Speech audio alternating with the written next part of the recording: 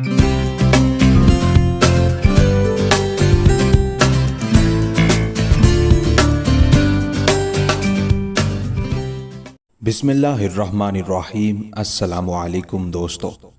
ज़ैनुद्दीन ने अब अपने भतीजे बदरुद्दीन की जंगी तरबियत का काम शुरू कर दिया था। हर रोज़ तैराकी के लिए वो उसे दरियाए ओरिंटस की तरफ ले जाता। वहाँ से वापसी पर वो उसे तैगज़नी और तीर अंदाजी की मशक कराता था। एक दिन दोनों चचा भतीजा दरियाए ओरिंटस पर पहुंचे। अपने हथियार उन्होंने दरिया के किनारे रखे, फिर कपड़ों समेत वो दरिया में कूद गए। काफ़ी देर तक ज़ैनुद्दीन दरियाए ओरिंटस में बदरुद्दीन को तैराकी सिखाता रहा और नमूने के तौर पर खुद भी दरियाए ओरिंटस के वसत तक जाता और फिर दोबारा किनारे तक आ जाता था। तैराकी की मशक करने के बाद दोनों दरिया से निकले, अपने हथियार उठाए, अपने मस्कर में दाखिल हुए। अपने मकान से थोड़े ही फासले पर एक टेला था। उस टेले के करीब थोड़ी देर तक ज़ैनुद्दीन बड़ी महारत और बड़ी मेहनत से बदरुद्दीन को तैगज़नी की तरबियत देता रहा। फिर बदरुद्दीन को मुखातिब करके कहने लगा, बेटे अपनी तलवार रख दो, पहले छोटी कमान संभालो। बदरुद्दीन ने छोटी कमान ली। ज़ैनुद्दीन ने जब तीर चढ़ाने के लिए कहा तो उसने कमान में तीर चढ़ाया। ज़ैनुद्दीन ने अपने सामने एक पत्थर की तरफ इशारा किया और कहने लगा, बदरुद्दीन अब तैगज़नी और तलवारबाजी की मशक करते हुए तुम्हें काफ़ी दिन हो गए हैं। मैं चाहता हूँ वो जो सामने स्याह रंग का पत्थर दिखाई दे रहा है उसको अपने तीर का हदफ बनाओ। पहले कमान को खींचो। बदरुद्दीन ने कमान को खींचा। एक घुटना जमीन पर और दूसरा खड़ा रखो। बदरुद्दीन ने ऐसा ही किया। ज़ैनुद्दीन की आवाज़ फिर सुनाई दी, सांस को बंद कर लो और निशाना लगाओ। बदरुद्दीन ने सांस बंद करके निशाना लगाया और तीर चलाया और तीर ने उस पत्थर को हदफ बनाया था जिस पत्थर की तरफ ज़ैनुद्दीन ने इशारा किया था। कुछ देर तक ज़ैनुद्दीन उस छोटी कमान से बदरुद्दीन को मशक कराता रहा। फिर कहने लगा, अब वो मेरे वाली बड़ी कमान पकड़ो। बदरुद्दीन ने बड़ी कमान ली। ज़ैनुद्दीन फिर उसे मुखातिब करके कहने लगा, कमान को सीधा करो, इसका एक सिरा अपने बाएं घुटने के नीचे रखो कि कमान बड़ी है। कमान में तीर लगाओ और उसी पत्थर को हदफ बनाओ जिसको तुम पहले निशाना बना चुके हो। चुनाचे बदरुद्दीन ने तीर चढ़ाया, शस्त्र ली, सांस बंद की, तीर चलाया।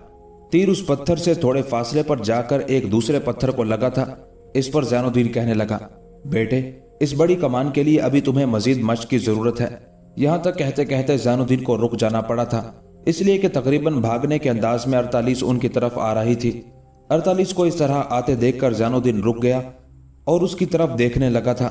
करीब आकर 48 रुकी, अपनी सांस दुरुस्त की, फिर बड़ी चाहत भरी आवाज में वो ज़ैनुद्दीन को मुखातिब करके कहने लगी, अमीर आपको बाबा ने फिलफौर बुलाया है। हल्ब शहर से एक कासिद आया है, वो आपके लिए कोई इंतहाई अहम पैगाम रखता है। बाबा ने अभी तक पैगाम की नौयत नहीं पूछी। दरअसल वो सारी गुफ्तगू आपके सामने करना चाहते हैं। 48 के उन अल्फाज पर ज़ैनुद्दीन चौंका था। चुनाचे उसने बड़ी कमान उठाई और बदरुद्दीन को मुखातिब करके कहने लगा, बदरुद्दीन मेरे साथ आओ। चुनाचे बदरुद्दीन और 48 दोनों उसके साथ हो लिए थे। अपने मकान के करीब जाकर अपनी कमान ज़ैनुद्दीन ने बदरुद्दीन को थमाई और कहने लगा, बेटे तुम अंदर जाओ, मैं हल्ब से आने वाले कासिद से मिलता हूँ, देखता हूँ वो क्या कहता है। जो ही बदरुद्दीन को कमान थमाने के बाद ज़ैनुद्दीन एक कदम आगे बढ़ा। चौंकने के अंदाज में हसीन और खूबसूरत 48 ने उसे पुकारा, अमीर आइए। ज़ैनुद्दीन रुक गया और जवाब तलब से अंदाज में वो 48 की तरफ देखने लगा था। इस पर 48 बड़ी संजीदगी में कहने लगी, आप इस लिबास में जाके हल्ब से आने वाले कासिद से गुफ्तगू करेंगे? मैंने पहले भी आपसे कई बार कहा है कि जब आप बदरुद्दीन के साथ दरियाए ओरिंटस में तैराकी के बाद आते हैं तो पहले घर आया करें, लिबास तब्दील करने के बाद फिर बदरुद्दीन को तैगज़नी और तीर अंदाजी की मशक कराया करें। अब आप पहले मकान के अंदर जाइए, ये लिबास उतार कर दूसरा लिबास पहने, इसके बाद कासिद से गुफ्तगू करें। ज़ैनुद्दीन ने 48 की बात मान ली, अपने मकान में चला गया, जबकि 48 आगे बढ़कर अपने मकान में दाखिल हो गई थी।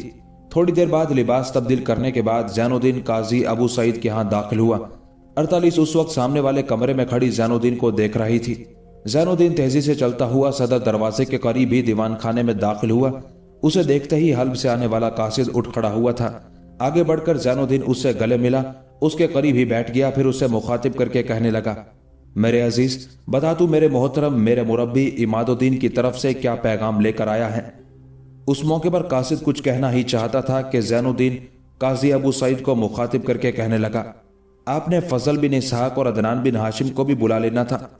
इस पर काजी अबू सईद मुस्कुराते हुए बोले और कहने लगे, बेटे मैंने उन दोनों को बुलाया है, तुम फिक्र ना करो, अभी आने वाले होंगे। ऐन उसी लम्हे सदर दरवाजे पर अदनान बिन हाशिम और फजल बिन इसहाक दाखिल हुए। ज़ैनुद्दीन के करीब ही आ बैठे थे। फिर हल्ब से आने वाले कासिद ने कहना शुरू किया, आप जानते हैं असारिब कभी मुसलमानों का बड़ा मजबूत और मुस्तहकम किला होता था और मुसलमानों के दौर में अक्सर लोग कहते थे कि यह किला नाकाबिले तस्कीर है। इस किले पर चूंकि सलीबियों का कब्जा हो चुका है और वहां सलीबियों का एक बहुत बड़ा लश्कर है, चुनाचे वो लश्कर गाहे बगाहे असारिब से निकलकर आसपास के कस्बों और छोटे शहरों के अलावा आबादियों पर हमलावर होता है, कत्लो गारतगरी का बाजार गर्म करता है, लूट मार बर्पा करता है और उन्होंने एक तरह से मुसलमानों का जीना हराम कर रखा है। चुनाचे उन मुसलमानों के सरकर्दा अफराद का एक वफद सुल्तान इमादुद्दीन की खिदमत में हाजिर हुआ, अपनी रोदात पेश की, जिस पर सुल्तान ने फैसला कर लिया है कि वो किला असारी पर हमलावर होकर न सिर्फ किले पर कब्जा करेगा बल्कि किले में जिस कदर सलीबी हैं जो मुसलमानों पर मजालिम करते हैं उन सब का किला कुमा करके रख देगा। सुल्तान इमादुद्दीन का आपके नाम ये पैगाम है कि आप जिस कदर लश्कर लेकर सुल्तान के पास पहुंच सकते हैं पहुंच जाएं, ताकि सुल्तान की ताकत और कुव्वत में इजाफा हो और किला असारिब को फतह करना आसान और सहल हो जाए। बस फिल वक्त मेरे पास यही पैगाम है जो मैंने आपसे कह दिया है। आने वाला कासिद जब खामोश हुआ तब ज़ैनुद्दीन कहने लगा, मेरे अजीज, तू सिर्फ एक दिन और रात यहाँ कयाम कर, मैं जरा अपनी तैयारियां मुकम्मल कर लूँ, अपने हिसार के इस्तेहकाम और तहफ़्फ़ुज़ात को भी आखिरी शक्ल दूँ, इसके बाद मैं तुम्हारे साथ रवाना हो जाऊंगा। इस पर कासिद कहने लगा, अमीर ज़ैनुद्दीन, आप जिस वक्त चाहें आए, लेकिन मैं यहाँ रुकूंगा नहीं। एक मंजिल पीछे मैं काफ़ी आराम कर चुका हूँ, सुस्ता चुका हूँ, लिहाजा पैगाम पहुँचाने के बाद मैं अभी और इसी वक्त वापस जाऊंगा और सुल्तान की खिदमत में हाजिर होकर आपका ये पैगाम दूंगा कि सुल्तान का पैगाम मिलने के बाद आप एक लश्कर लेकर सुल्तान के पास पहुँचने वाले हैं। यहाँ तक कहने के बाद कासिद रुका, फिर बड़ी आजिज़ी में कहने लगा, आप सबसे मेरी गुजारिश है, मेरे रोकने पर जिद ना कीजिएगा। इस पर ज़ैनुद्दीन ने जब उसे जाने की इजाज़त दे दी तब वो उठ खड़ा हुआ। उसके साथ ज़ैनुद्दीन, अदनान बिन हाशिम, फजल बिन इसहाक भी उठ खड़े हुए, उसे बाहर तक छोड़ने के लिए गए। वो कासिद अपने घोड़े पर सवार हुआ और उसे एड़ लगाता हुआ वहां से रुखसत हो गया था। कासिद को रुखसत करने के बाद ज़ैनुद्दीन, अदनान बिन हाशिम और फजल बिन इसहाक फिर पलटे काजी अबू सईद की रिहाइशगाह में दाखिल हुए और दीवान खाने में काजी अबू सईद के पास जा बैठे थे। कुछ देर खामोशी रही, फिर ज़ैनुद्दीन ने गुफ्तगू का आगाज किया और बारी बारी अदनान बिन हाशिम और फजल बिन इसहाक को मुखातिब करके कहने लगा, मेरे अजीज भाइयों, मैं फैसला तुम दोनों पर छोड़ता हूँ। मैं चाहता हूँ तुम दोनों में से एक मेरे साथ जाए और दूसरा यहाँ रहकर अपने हिसार की हिफाजत का एहतमाम करे, इसलिए कि मेरे यहाँ से कूच करने के बाद हो सकता है दुश्मन हमारी नकलो हरकत पर निगाह रखे और हिसार पर हमलावर होकर हमें नुकसान पहुँचाने की कोशिश करे। साथ ही एक कासिद अभी शीजर की तरफ भिजवा दो और उसामा को इतला कर दो कि मैं इमादुद्दीन के पैगाम पर लश्कर का एक हिस्सा लेकर हल्ब का रुख कर रहा हूँ और मेरी गैर मौजूदगी में वो भी चौकस और मुस्तैद रहे। लम्हा भर के लिए ज़ैनुद्दीन रुका, दोबारा दोनों को मुखातिब करके कहने लगा, अब दोनों मिलकर फैसला करो किसने मेरे साथ जाना है और किसने यहाँ रहना है। इस पर अदनान बिन हाशिम बोला और कहने लगा, अमीर, मैं और फजल बिन इसहाक कोई फैसला नहीं करेंगे। आप हमारे अमीर और सिपह सालार हैं। आप जिसका नाम लेंगे वो आपके साथ जाएगा और जिसको हिसार की हिफाजत पर मुकर्रर करेंगे उसे यहाँ रहते हुए कोई एतराज नहीं होगा।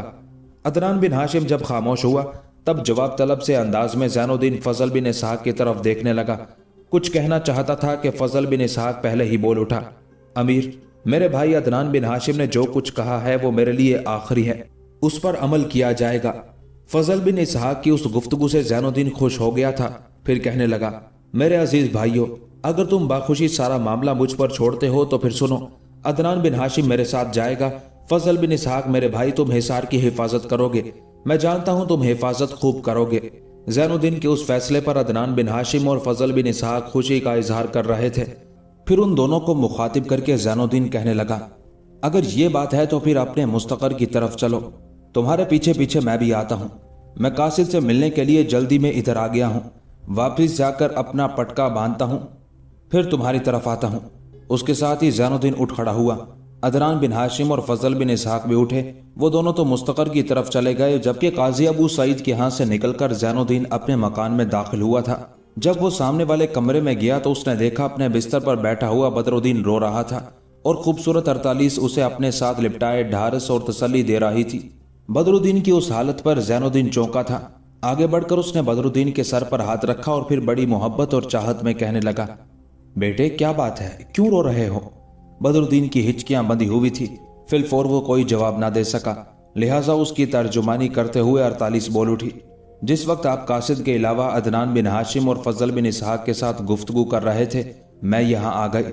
जब मैं यहाँ आई तो मैंने देखा बदरुद्दीन अपने बिस्तर पर बैठा रो रहा था। मैं बड़ी परेशान हुई। उसे ढारस तसल्ली थी। जब इसे प्यार करते हुए मैंने इससे पूछा कि क्यों रो रहा है, क्या तुम्हारे अम ने तुमसे कोई ज्यादती की है, किसी ने तुम्हें नाजायज झिड़का है? इस पर उसने नफी में गर्दन हिलाई, साथ ही अपनी रोती हुई आवाज में कहने लगा, आज मुझे मेरी माँ बहुत याद आ रही है। 48 से ये अल्फाज सुनकर ज़ैनुद्दीन बिल्कुल बुझ कर रह गया था। कुछ देर तक कुछ ना बोल सका। आखिर जमीन की नंगी पीठ पर बैठ गया। उसके इस तरह बैठने पर 48 चौंकी और कहने लगी, अमीर आप ये क्या कर रहे हैं? आप मसहरी पर बैठे। इस पर दुख भरे अंदाज में ज़ैनुद्दीन कहने लगा, मसहरी मेरे लिए हराम है। फिर वो बदरुद्दीन के गाल थपथपाते हुए उसे तसल्ली देने लगा। थोड़ी देर तक बदरुद्दीन संभला, फिर गौर से ज़ैनुद्दीन की तरफ देखते हुए कहने लगा, मुझे वाकई आज मेरी माँ बहुत याद आ रही है। ऐ मेरे मेरे बाप कबीर कैसे इंसान थे। बदरुद्दीन के उन अल्फाज पर ज़ैनुद्दीन होंठ काटने लगा था। उसकी आंखों में नमी उतर आई थी। फिर संभला और कहने लगा, बदरुद्दीन, तेरा बाप कबीरुद्दीन मेरा बड़ा भाई था। वो मुझसे ऐसी मोहब्बत करता था जिसकी कोई मिसाल नहीं दी जा सकती। वो तुम्हारी माँ को भी बहुत चाहता था, तुमको भी बड़ा प्यार करता था। पर हाय हैफ, दुश्मनों ने उसे, मेरे दूसरे भाई मुजद्दुद्दीन, हमारे माँ बाप तक को हमसे छीन लिया। ज़ैनुद्दीन के उन अल्फाज पर 48 भी उदास हो गई थी। फिर कहने लगी, अमीर, जिस वक्त आप हल्बिया मौसल में थे, आपकी गैर मौजूदगी में नसरानियों ने आपकी बस्ती पर हमला किया, तो वापस आकर आपकी बस्ती की क्या हालत थी? इस पर दुख भरे अंदाज में ज़ैनुद्दीन कहने लगा, बस्ती को उन्होंने जलाकर खाक कर दिया था। हर तरफ खंडर ही खंडर थे। बस्ती के अंदर धूल और राख उड़ रही थी। मैंने अपने माँ बाप, अपने भाइयों और बदरुद्दीन की माँ की लाश को बड़ा तलाश किया, लेकिन मुझे उनकी लाशें कहीं नहीं मिली। शायद वहां के लोगों ने जल्दी जल्दी उन्हें कहीं दफन कर दिया होगा। मकामी लोगों में से जो बचे, उनकी मेहरबानी, उनमें से कुछ बदरुद्दीन को उसके ननिहाल ले गए और ये बच गया। और मेरी खुशकिस्मती कि अब ये मेरे पास है। ज़ैनुद्दीन जब रुका तब 48 फिर बोली और कहने लगी, मैंने सुना है आपकी माँ ने आपके लिए सब्ता का रिश्ता मांगा था। सब्ता का बाप और माँ इस पर राजी थे, लेकिन सब्ता ने इनकार कर दिया। क्या यह दुरुस्त है? मुस्कुराते हुए ज़ैनुद्दीन ने इस बात में गर्दन हिलाई और कहने लगा, जो कुछ तुमने सुना है 48, हकीकत यही है। मैं सब्ता को पसंद भी करता था, चाहता था कि वो मेरी जिंदगी की साथी बने, इसलिए कि उसकी बड़ी बहन सराया बदरुद्दीन की माँ और मेरे बड़े भाई कबीरुद्दीन की बीवी थी। उसने बाखुशी मेरे भाई से शादी और इस्लाम भी कबूल कर लिया। ताहम सब्ता ने मुझसे रिश्ता जोड़ने से इनकार कर दिया। मुझे इसका दुख नहीं हुआ, इसलिए कि हर लड़की को आज़ादी है कि वो शादी अपनी मर्जी, अपनी मंशा के मुताबिक करे। चुनाचे सब्ता ने अपना हक खूब इस्तेमाल किया। फिर ज़ैनुद्दीन अपनी जगह से उठ खड़ा हुआ। अपनी कमर का चर्मी पटका, जिसमें उसकी तलवार और खंजर लगे हुए थे, ढाल पीठ पर लटकाई। उसके बाद बदरुद्दीन को मुखातिब करके कहने लगा, बदरुद्दीन मेरे बेटे, मैं जरा मुस्तकर की तरफ जा रहा हूँ। लश्कर के एक हिस्से को मुस्तैद करना है, इसलिए कि वो हिस्सा मैं और अदनान बिन हाशिम लेकर कल सुल्तान इमादुद्दीन के बुलावे पर हल्ब की तरफ कूच कर जाएंगे। ज़ैनुद्दीन के उन अल्फाज पर बदरुद्दीन चौंका और कहने लगा, क्या मैं भी आपके साथ जाऊंगा? ज़ैनुद्दीन ने बदरुद्दीन के सर पर हाथ रखा। फिर कहने लगा, बेटे तुम यहीं रहोगे, अभी तुम छोटे हो, जरा बड़े होगे तो एक तो तुम्हारी अस्करी तरबियत मुकम्मल हो जाएगी, उसके बाद मैं बाखुशी तुम्हें लश्कर में अपने साथ ले जाया करूंगा। ज़ैनुद्दीन के खामोश होने पर इस बार बड़े गौर से उसकी तरफ देखते हुए 48 बोल उठी थी, अमीर, क्या वो लश्कर जिसे आप अपने साथ लेकर हल्ब की तरफ रवाना हो रहे हैं, उसमें मैं शामिल नहीं हो सकती? मैं हर्बो ज़रब के फन से आगाह हूं और जंगों में हिस्सा ले सकती हूं। ज़ैनुद्दीन ने उस मौके पर 48 की तरफ बड़े गौर से देखा। फिर कहने लगा, 48, तुम कैसे लश्कर में शामिल हो सकती हो? इसलिए कि लश्कर में कोई औरत शामिल है ही नहीं। अगर कोई औरत शामिल होती तब भी तुम लश्कर में शामिल नहीं हो सकती थी, इसलिए कि लश्कर में हिस्सा लेने के लिए सिर्फ वो औरतें जा सकती हैं जिनके भाई, शोहर या बाप जंग में हिस्सा ले रहे हों। जवाब में 48 कुछ कहना चाहती थी कि ज़ैनुद्दीन बोल उठा और कहने लगा, तुम दोनों बैठकर बातें करो, मैं जरा मुस्तकर की तरफ जाता हूँ, इसलिए कि वहां अदनान बिन हाशिम और फजल बिन इसहाक बड़ी बेचैनी से मेरा इंतजार कर रहे होंगे। उसके साथ ही ज़ैनुद्दीन तेज तेज कदम उठाता हुआ मकान से निकल गया था। उसी रोज खूबसूरत सब्ता अपने मकान में अकेली बैठी हुई थी कि उसकी माँ मैकल बाहर से मकान में दाखिल हुई। जब वो आगे बढ़कर सब्ता के पास बैठ गई तब सब्ता मैकल की तरफ देखते हुए कहने लगी, अम्मा आप कहाँ गई हुई थी? इस पर मैकल कुछ अफसुर्दगी में कहने लगी, बेटी मैं जरा ज़ैनुद्दीन की तरफ गई थी, वो घर पर नहीं था, मैं मुस्तकर ही में उससे मिली। दरअसल वो लश्कर को लेकर कल यहाँ से कूच कर रहा है। मैकल के उन अल्फाज पर सप्ता चौंकी थी। परेशान कुन आवाज में कहने लगी, माँ वो कहाँ जा रहे हैं? इस पर दुख भरे अंदाज में मैकल कहने लगी, बेटी जिस काम की उसने इब्तदा कर रखी है उस काम की बहुत सी मंजिलें हैं जिनकी तरफ उसे जाना पड़ता है। अपने लश्कर के साथ वो सुल्तान इमादुद्दीन का रुख करेगा, इसलिए कि सुल्तान ने उसे तलब किया है। सुल्तान सलीबियों के खिलाफ किसी मुहिम की इब्तदा करना चाहते हैं। मैकल के खामोश होने पर थोड़ी देर तक चुप तारी रही, यहां तक कि दुख भरे अंदाज में सप्ता बोली और कहने लगी, अम्मा मैं आजकल अजीबो गरीब कश्मकश में मुब्तला हूँ। ज़ैनुद्दीन को कई बार मैंने मुखातिब करने की कोशिश की, लेकिन वो मुझसे बात ही नहीं करते। मैं उनसे कई बार अपने रवैये की माफी भी मांग चुकी हूँ, लेकिन उनका कोई मेरी तरफ ध्यान ही नहीं है। जब मैं उनसे कोई सवाल करती हूँ तो जब वो जवाब देते हैं तो मेरी तरफ मुंह नहीं करते, बदरुद्दीन की तरफ देखते हुए जवाब दे देते हैं। अम्मा मैं सोच भी नहीं सकती थी कि वो इस कदर सख्ती से मुझसे नाराज हो जाएंगे और मुझसे इस कदर दूर सिमट जाएंगे। और फिर अम्मा बदरुद्दीन की हालत देखो, वो मुझे देखते ही बिदक जाता है, मुझसे दूर भागता है, मेरी शक्ल देखने का रवादार नहीं। अम्मा तुम उसे तो समझाओ, तुम कहो तो मैं उससे भी माफी मांग लूंगी, इसलिए कि मैंने उससे भी ज्यादती की है, लेकिन ना वो मेरे करीब आता है ना मेरे पास बैठता है। अम्मा ये ज़ैनुद्दीन कब तक मेरे लिए इस हालत में रहेंगे, कब तक मुझसे नाराज रहेंगे? मैं इन्हें अपनाना चाहती हूँ, लेकिन जिस कदर उनके नजदीक होती हूँ उतना ही वो मुझसे दूर भागते हैं। क्या? यहां तक कहते कहते सप्ता को रुक जाना पड़ा, इसलिए कि दुख भरे अंदाज में मैकल बोल उठी थी, बेटी पहले अपने माजी के शब रोज पर निगाह डाल। ज़ैनुद्दीन की मां ने जो तुम्हारी सगी फूफी थी, तुम्हारा रिश्ता ज़ैनुद्दीन के लिए मांगा था। अगर तुम हां कर देती, यह रिश्ता हो जाता, तो याद रखना तुम्हारे लिए सुखो तमानियत के सुनहरी आस्थानों में लाले बदख्शां की बारिश हो जाती। सितारों से सजी शाम जिंदगी की दास्तानों में तुम्हारे लिए मोहब्बत के सुहाने मौसम बिखर जाते, जवान जज्बों नगमों का बिखराव हो जाता और तुम्हारे दिल के खाली कचकोल में सयाल जमजमे तुम्हारी जीस्त की खुशबू और जोत बन जाते। लेकिन उस वक्त तुम्हारे दिल में अनहोनी तुगयानियां और सीने में अनापरस्ती के तूफान जोश मार रहे थे। तुमने उस रिश्ते से बड़ी सख्ती और बेरुखी से इनकार कर दिया। तुमने इनकार करके वक्त के जिया खाने में आरजुओं के मक्तल खड़े कर दिए। अपने लिए बेताबी से महरूम तारीखियों, नायाफ्त मानी की जुस्तजू, बिखरे हरीफ की तलाश खड़ी कर दी। तूने सुनहरी संदेशों की रिदा, समरावर आसूदगी और चाहतों के निशानात को पामाल करके रख दिया।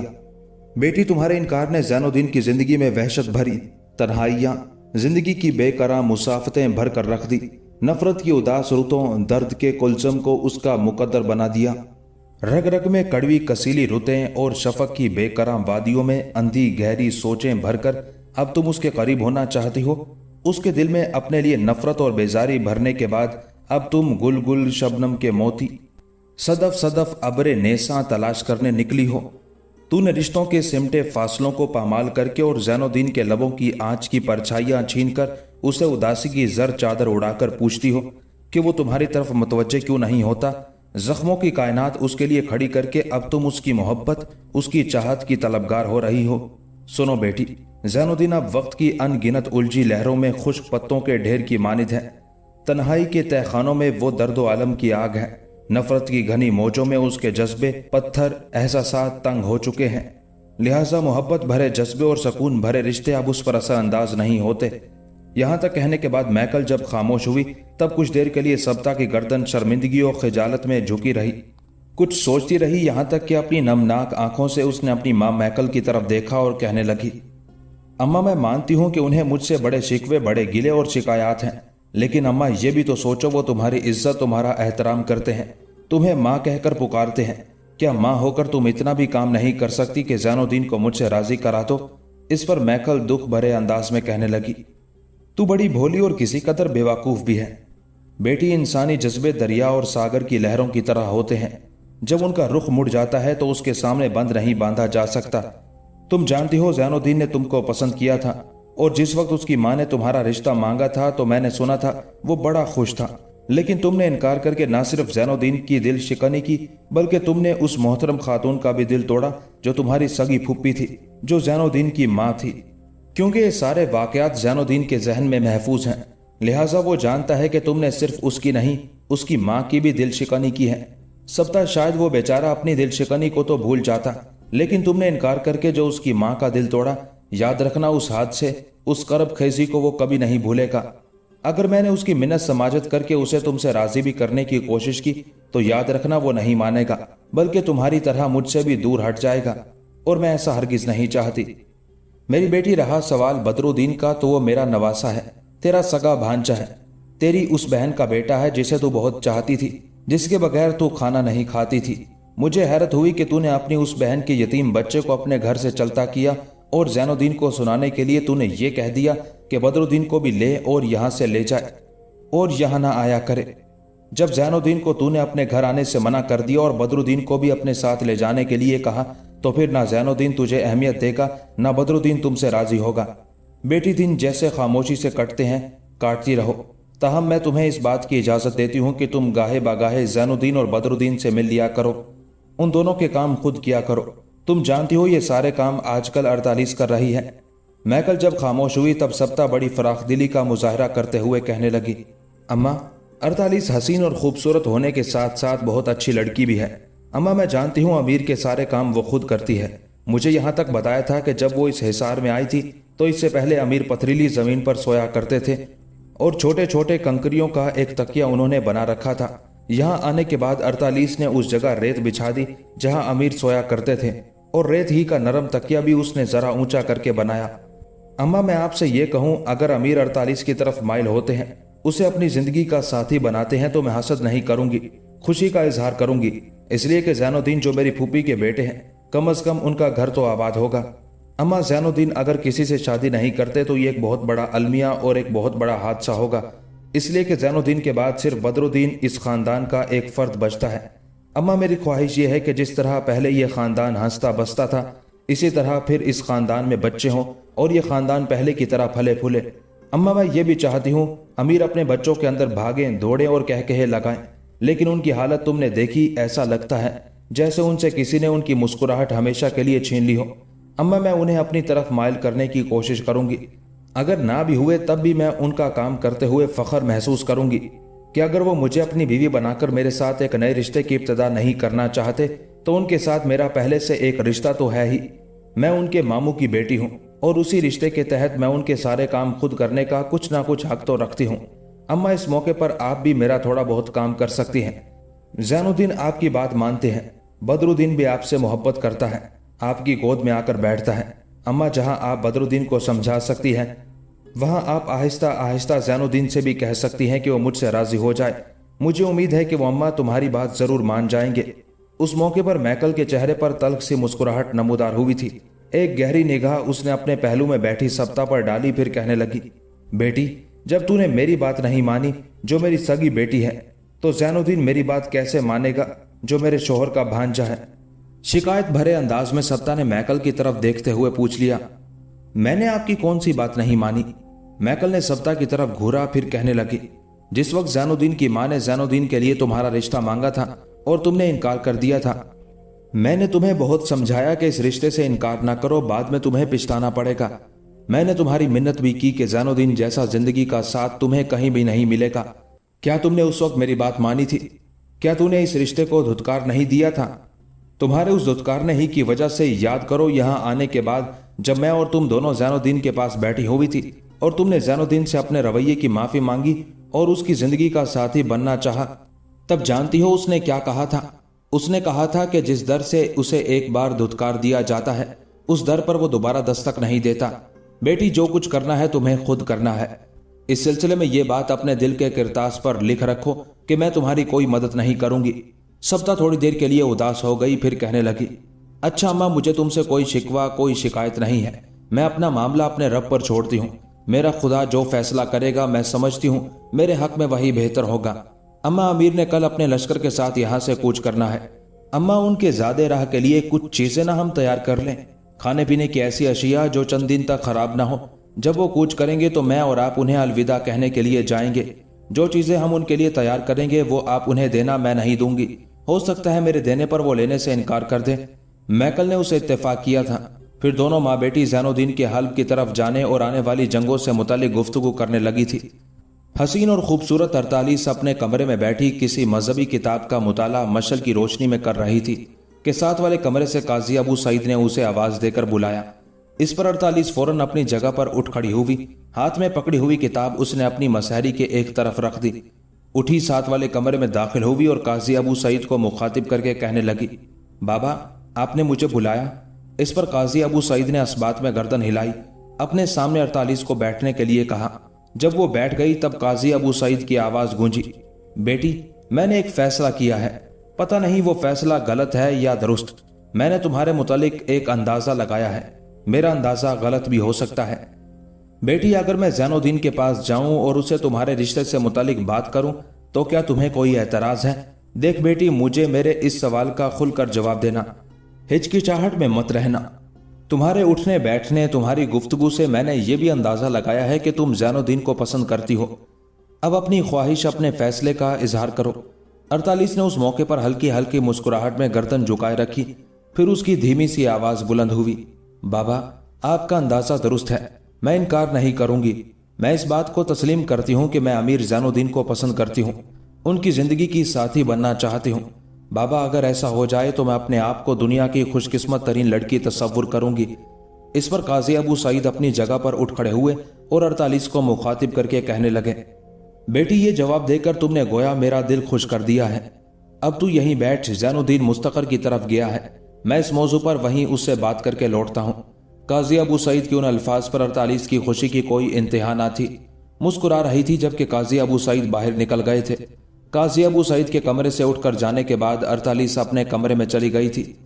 अब मुताला वो भूल गई थी और कमरे में जलती छोटी सी मशल की रोशनी में वो बड़ी बेचैनी से काजी अबू सईद की वापसी का इंतजार करने लगी थी। कुछ ही देर बाद काजी अबू सईद लौटे, इस हालत में कि उदास और अफसुर्दा थे। गर्दन उनकी झुकी हुई थी। अपने कमरे की तरफ जाने की बजाय 48 के कमरे की तरफ गए। उनकी हालत देखते हुए 48 खुद भी उदास और अफसुर्दा हो गई थी। 48 अपनी जगह पर उठ खड़ी हुई और काजी अबू सईद को बैठने के लिए कहा। काजी अबू सईद बैठे नहीं, दुख भरी एक गहरी निगाह 48 पर डाली, फिर कहने लगे, 48 मेरी बेटी, मैं जिस काम के लिए गया था यूं जानो उसमें नाकाम रहा हूं। ज़ैनुद्दीन ने तुम्हारे साथ शादी करने से इनकार कर दिया है। ये अल्फाज सुनकर 48 चौंक सी गई थी। चेहरे पर उदासियां रक्स करने लगी थी, आंखों में वैरानियां आ गई थी।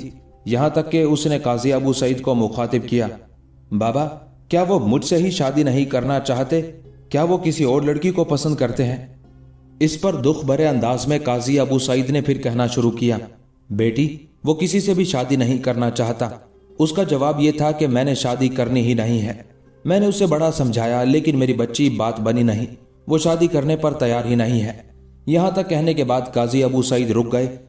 कुछ देर तक गहरी उदास और वैरानियां भरी खामोशी तारी रही। दोनों अपनी जगह पर खड़े रहे, यहां तक कि 48 ने काजी अबू सईद को मुखातिब किया, बाबा अगर आपकी इजाजत हो तो क्या इस मौजू पर मैं खुद बराह रास्त अमीर से बात कर सकती हूं? इस पर काजी अबू सईद खुशी का इजहार करते हुए कहने लगे, बेटी मेरी तरफ से तुम्हें ऐसा करने की इजाजत है। अगर तुम बराह रास्त उससे गुफ्तगू करो, उसे इस शादी पर रजामंद कर लो तो मैं समझता हूं इसमें जहां मेरी खुशी होगी वहां तुम्हारी भी खुशबख्ती और सादतमंदी पिन्हा होगी। उसके साथ ही काजी अबू सईद अपने कमरे की तरफ चले गए थे, जबकि 48 इस मौजू पर ज़ैनुद्दीन से बात करने के लिए अपने मकान से निकली थी। 48 जब अपने मकान से बाहर निकली तो उसने देखा रिहायशी मकानों के सामने ज़ैनुद्दीन, अदनान बिन हाशिम और फजल बिन इसहाक तीनों कुछ दूसरे सालारों के साथ अपने घोड़ों को सर पर दौड़ाते हुए दरियाए ओरेंटस की तरफ, जो बुलंद कोहिस्तानी सिलसिला था उसके ऊपर जो बुर्ज बने हुए थे उनकी तरफ चले गए थे। लिहाजा 48 बेचारी मायूस और उदास होकर लौटी और अपने कमरे में चली गई थी। रात का काफी हिस्सा ज़ैनुद्दीन ने अपने सालारों के साथ अपने बुर्जों का जायजा लेने पर ही गुजारा, जिसकी बिना पर 48 को उस मौजू पर उससे गुफ्तगू करने का कोई मौका न मिला। अगले रोज जब लश्कर कूच करने के लिए तैयार हो गया, लश्कर के आगे ज़ैनुद्दीन, अदनान बिन हाशिम और कुछ दूसरे छोटे सालार थे। एक तरफ फजल बिन इसहाक दूसरे सालारों के साथ उन्हें अलविदा करने के लिए खड़ा था। उनके साथ काजी अबू सईद, मुगन्नी अहमद बिन कासिम, बदरुद्दीन भी खड़े हुए थे। उस मौके पर 48 कुछ सामान उठाए ज़ैनुद्दीन के घोड़े के पास आई और उसकी खुर्जीन में कुछ चीजें डालते हुए कहने लगी, अमीर इसमें आपके लिए ज़्यादा राह है, इसमें खुश्क चीजें हैं जो चंद दिन तक खराब नहीं होंगी। मेरी दुआ है कि जिस मुहिम पर आप निकले हैं खुदावंदे कदूस उसमें आपको कामयाब करे। उसके बाद 48 पलटी अदनान बिन हाशिम के पास आई, उसके घोड़े की खुर्जीन में भी ज़्यादा राह डाला और उसे मुखातिब करके कहने लगी, इब्ने हाशिम मेरे भाई, आप दोनों इस हिसार के लिए कहकशां का दर्जा रखते हैं। मैंने कुछ ज़्यादा राह तैयार किया था, कुछ अमीर को दिया है। میری دعا ہے کہ آپ دونوں اپنی مہم سے کامیاب اور کامران لوٹیں۔ جواب میں عدنان بن ہاشم مسکرایا اور کہنے لگا، 48 میری بہن، تو ایک ہمدرد اور نرم دل بہن ہے، تیری دعائیں یقیناً قبول ہوں گی، میں اور امیر یقیناً کامیاب لوٹیں گے۔ میری بہن دیکھ، تیرے رشتے سے متعلق قاضی ابو سعید نے میری اور فضل بن اسحاق کی موجودگی میں بات کی تھی۔ فی الحال امیر نے اس رشتے سے انکار کر دیا ہے، پر تو دل چکنی کا شکار نہ ہونا۔ اس مسکن میں دیکھ تیرے ان گنت بھائی ہیں، وہ تجھے مایوس تو نہیں ہونے دیں گے۔ میری بہن، میں تم سے وعدہ کرتا ہوں کہ میں، فضل بن اسحاق، قاضی ابو سعید، احمد بن قاسم، امیر زین الدین کو ایک نہ ایک دن تم سے شادی کرنے پر تیار کر لیں گے۔ عدنان بن ہاشم کی اس گفتگو سے 48 خوش ہو گئی تھی، اس کا شکریہ ادا کیا، پھر پیچھے ہٹ گئی تھی۔ عین اسی وقت ایک طرف سے میکل اور سبتا بھی دونوں ماں بیٹی آئی۔ میکل نے بھی کچھ سامان زین الدین کے گھوڑے کی زین سے باندھا، سبتا بھی پاس کھڑی رہی۔ زین الدین نے کوئی اعتراض نہیں کیا تھا۔ اس کے بعد زین الدین نے قاضی ابو سعید سے اجازت لی۔ جب قاضی ابو سعید نے اسبات میں گردن ہلائی، تب ایک ساتھ زین الدین اور عدنان بن ہاشم نے اپنے گھوڑوں کو ایڑ لگائی۔ اس کے بعد وہ اپنے لشکر کے ساتھ حلب کی طرف جانے کے لیے اپنے حصار سے نکل گئے تھے۔ زین الدین اور عدنان بن ہاشم اپنے لشکر کو لے کر جب حلب پہنچے تو سلطان عماد الدین نے شاندار انداز میں ان کا استقبال شہر سے باہر نکل کر کیا۔ سلطان نے ایک دن اور ایک رات زین الدین اور عدنان بن ہاشم کے لشکر کو سستانے اور آرام کرنے کا موقع فراہم کیا۔ اس کے بعد سلطان، زین الدین اور عدنان بن ہاشم دوسرے سالاروں کے ساتھ لشکر لے کر اسارب کی طرف روانہ ہوئے تھے۔ مورخین کا کہنا ہے کہ اسارب یا اساریب کو صلیبی کریب کے نام سے بھی یاد کرتے تھے۔ یہ حلب سے تقریباً 9 میل انطاکیہ کے راستے میں بڑا مشہور، مضبوط اور مستحکم قلعہ تھا۔ ساتھ ہی مورخین یہ بھی لکھتے ہیں کہ قلعے کا نام سرب سے نکلا ہے، جس کے معنی بکری کی چربی کے ہیں۔ ساتھ ہی مورخین یہ بھی لکھتے ہیں کہ آج کل یہ شہر کھنڈر پڑا ہے، مگر قریب میں اس نام کا ایک قصبہ اب موجود ہے۔ اساریب یا اساریب حلب سے 1 دن اور انطاکیہ سے 2 دن کی مسافت پر تھا۔ اساریب میں صلیبیوں کا جو لشکر تھا، اس کے حوصلے اس قدر بڑے ہوئے تھے کہ پہلے تو وہ اساریب کے ارد گرد جو مسلمانوں کے شہر اور بستیاں تھیں، انہیں بے دریغ اپنا ہدف بناتے رہے تھے۔ اب جب انہیں پتا چلا کہ سلطان عماد الدین ان کی ان زیادتیوں، ان کے ان مظالم اور جبر و ستم کا انتقام لینے کے لیے اپنے لشکر کے ساتھ اساریب کا رخ کیے ہوئے ہیں، تو انہوں نے اس خبر کو کوئی اہمیت نہ دی، بلکہ اساریب کے صلیبی حاکم نے اپنے لشکر کو استوار کیا اور اساریب شہر اور قلعے سے باہر اس نے سلطان عماد الدین کا مقابلہ کرنے کی ٹھان لی تھی۔ لہٰذا عماد الدین، زین الدین اور عدنان بن ہاشم اپنے لشکر کے ساتھ جب اساریب کے قریب پہنچے تو انہوں نے دیکھا کہ ان کے سامنے اساریب کا لشکر ان سے 2 ہاتھ کرنے کے لیے پڑاؤ کیے ہوئے تھا۔ جو ہی مسلمان وہاں پہنچے، اساریب والوں نے نعرے بلند کرتے ہوئے مسلمانوں پر اپنا رعب اور خوف طاری کرنا چاہا۔ ساتھ ہی انہوں نے مسلمانوں سے ٹکرانے کے لیے اپنی صفیں بھی درست کرنا شروع کر دی تھی۔ عماد الدین نے بھی زین الدین اور عدنان بن ہاشم کے ساتھ مل کر اپنا پڑاؤ درست کیا۔ پورے لشکر کو انہوں نے 2 حصوں میں تقسیم کیا۔ ایک حصہ عماد الدین نے، جو حلب سے لے کر آیا تھا، اپنی کمانداری میں رکھا اور اپنے نائب کی حیثیت سے حلب ہی کے چند سالاروں کو اس نے اپنے حصے میں رکھا تھا، جبکہ جو لشکر زین الدین اور عدنان بن ہاشم لے کر آئے تھے وہ انہی کی کمانداری میں رہنے دیا گیا تھا۔ اس طرح مسلمانوں کے لشکر کے 2 حصے تھے، ایک حلب کا لشکر، دوسرا زین الدین اور عدنان بن ہاشم کا لشکر تھا۔ صلیبیوں کے لشکر میں کچھ دیر تک ہولناک نعرے اور دل خراش سی آوازیں بلند ہوتی رہیں۔ اس کے بعد اساریب کے حاکم اور سالاروں نے اپنے لشکر کو صحرائی رات کی گہری خاموشیوں میں اچانک ابھرتے شام کے ماتمی سایوں، محدودیت کے لمحوں میں سمٹتی ویران دیولانوں کی سنگینیوں کی طرح آگے بڑھایا۔ اس کے بعد وہ مسلمانوں کے لشکر پر کھیتوں کی مٹی کو ذرہ ذرہ کرتے، خلیانوں کے ڈھیر کو تنکا تنکا کرتے، مرگ کے طویل سلسلوں، اجل کی تختیاں لکھتے، آندھیوں کی سلوٹوں سے اٹھتے پرجوش بغولوں اور واہموں کے سانپوں کی طرح حملہ ور ہو گئے تھے۔ اپنے کام کی ابتدا کرنے سے پہلے مسلمانوں کے متحدہ لشکر نے صداؤں کے ہجوم میں بشر کی تقدیر بدل دینے والے عناصر اور وقت کی دوربین نگاہوں، صوت و معانی کے پیراہن بدل دینے والے فطرت کے خشمگین عناصر کی طرح تکبیریں بلند کی تھی۔ ان تکبیروں نے رزم کا کہ ہر ذرے کو دہلا کر رکھ دیا تھا۔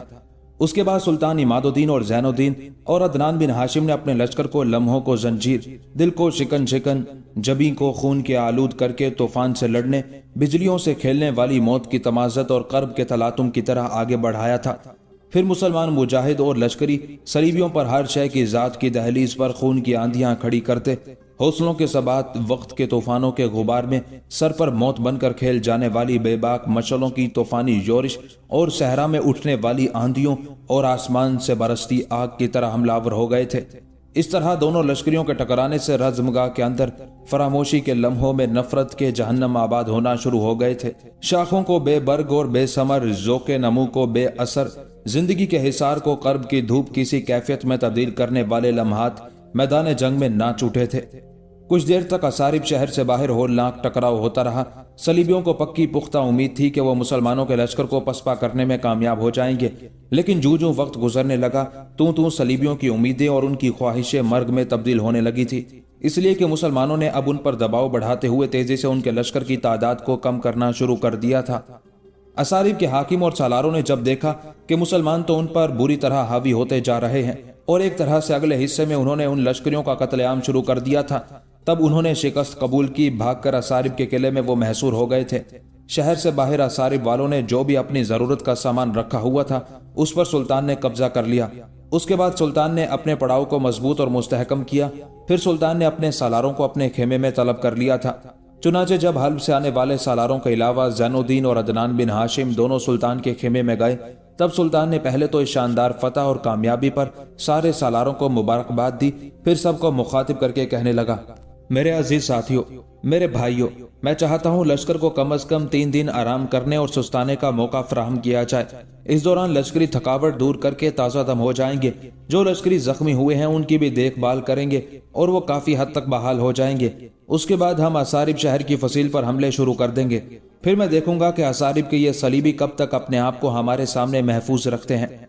मेरे अजीज साथियों, एक बात याद रखना, ये सलीबियों के खिलाफ हमारी पहली बड़ी मुहिम है। अगर हम इसमें कामयाब हुए और असारिब शहर को हमने बजोरे कुव्वत, बजोरे शमशीर छीन कर अपने कब्जे में कर लिया, तो फिर याद रखना सलीबियों पर हमारा एक खौफ, रोब और दबदबा तारी हो जाएगा। इसके बाद इस कैफियत से फायदा उठाते हुए एक नहीं अपने कई शहर सलीबियों से निकाल कर अपने कब्जे में करेंगे और साथ ही जगह जगह सलीबियों को शिकस्त देने में भी कामयाब हो जाएंगे। गुज़िश्ता सालों में जो सलीबियों ने मुसलमानों पर मजालिम किए हैं, उन मजालिम की दास्तानें जब मैं सुनता हूँ या जो लोग उन मजालिम का शिकार हुए जब वो मेरे सामने आते हैं, तब अक्सर औकात में फैसला करता हूँ कि सलीबियों के जिस शहर पर भी मैं हमलावर हूँ उनकी सारी तादाद को काट कर रख दूं। लिहाजा जो फैसला मैंने किया है उस पर अमल किया जाएगा। 3 दिन लश्कर को सुस्ताने का मौका फराहम किया जाएगा।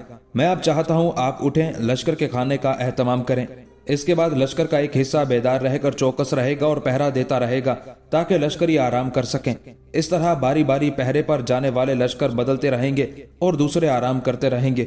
उसके बाद सुल्तान इमादुद्दीन अपनी जगह से उठने ही वाला था कि सुल्तान का एक छोटा सालार जिसके जिम्मे पड़ाव की हिफाजत के फराइज थे, वो सुल्तान के सामने आया और सुल्तान को मुखातिब करके कहने लगा, सुल्तान मोहतरम, हल्ब से रवाना होने से पहले आपने दुश्मन पर निगाह रखने के लिए जो अपने मुखबिर और तिलायागर रवाना किए थे, उनमें से कुछ पड़ाव में दाखिल हुए हैं। उनके पास कुछ इंतहाई अहम खबरें हैं और वो अभी और फिलफौर आपकी खिदमत में हाजिर होना चाहते हैं। इस पर सुल्तान ने खुशी और तमानियत का इजहार किया और आने वाले सालार को हुक्म दिया कि उन मुखबिरों और तिलायागरों को फौरन उसके सामने पेश किया जाए। सुल्तान के हुक्म के मुताबिक जब उन लश्करियों को उस खेमे में लाया गया, तब अपनी जगह से उठकर इमादुद्दीन और सारे सालारों ने उनसे मुसाफा किया।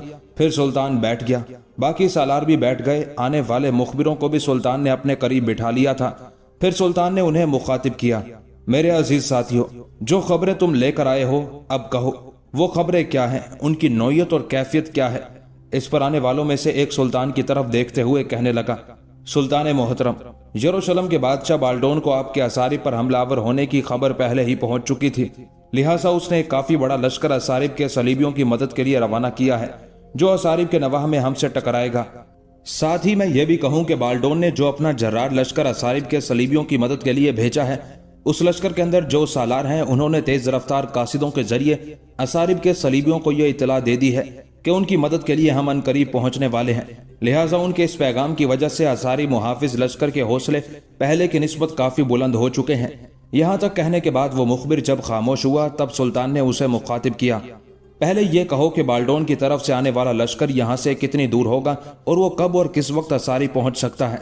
इस पर वो मुखबिर कुछ सोचने लगा, फिर सुल्तान की तरफ देखते हुए कहने लगा, सुल्तान मोहतरम, जिस रफ्तार से वो असारिब की तरफ बढ़ रहे हैं, अगर वही रफ्तार उन्होंने कायम रखी तो मैं समझता हूँ कि आने वाली शब के पिछले हिस्से में वो असारिब के नवाह में पहुंचने में कामयाब हो जाएंगे।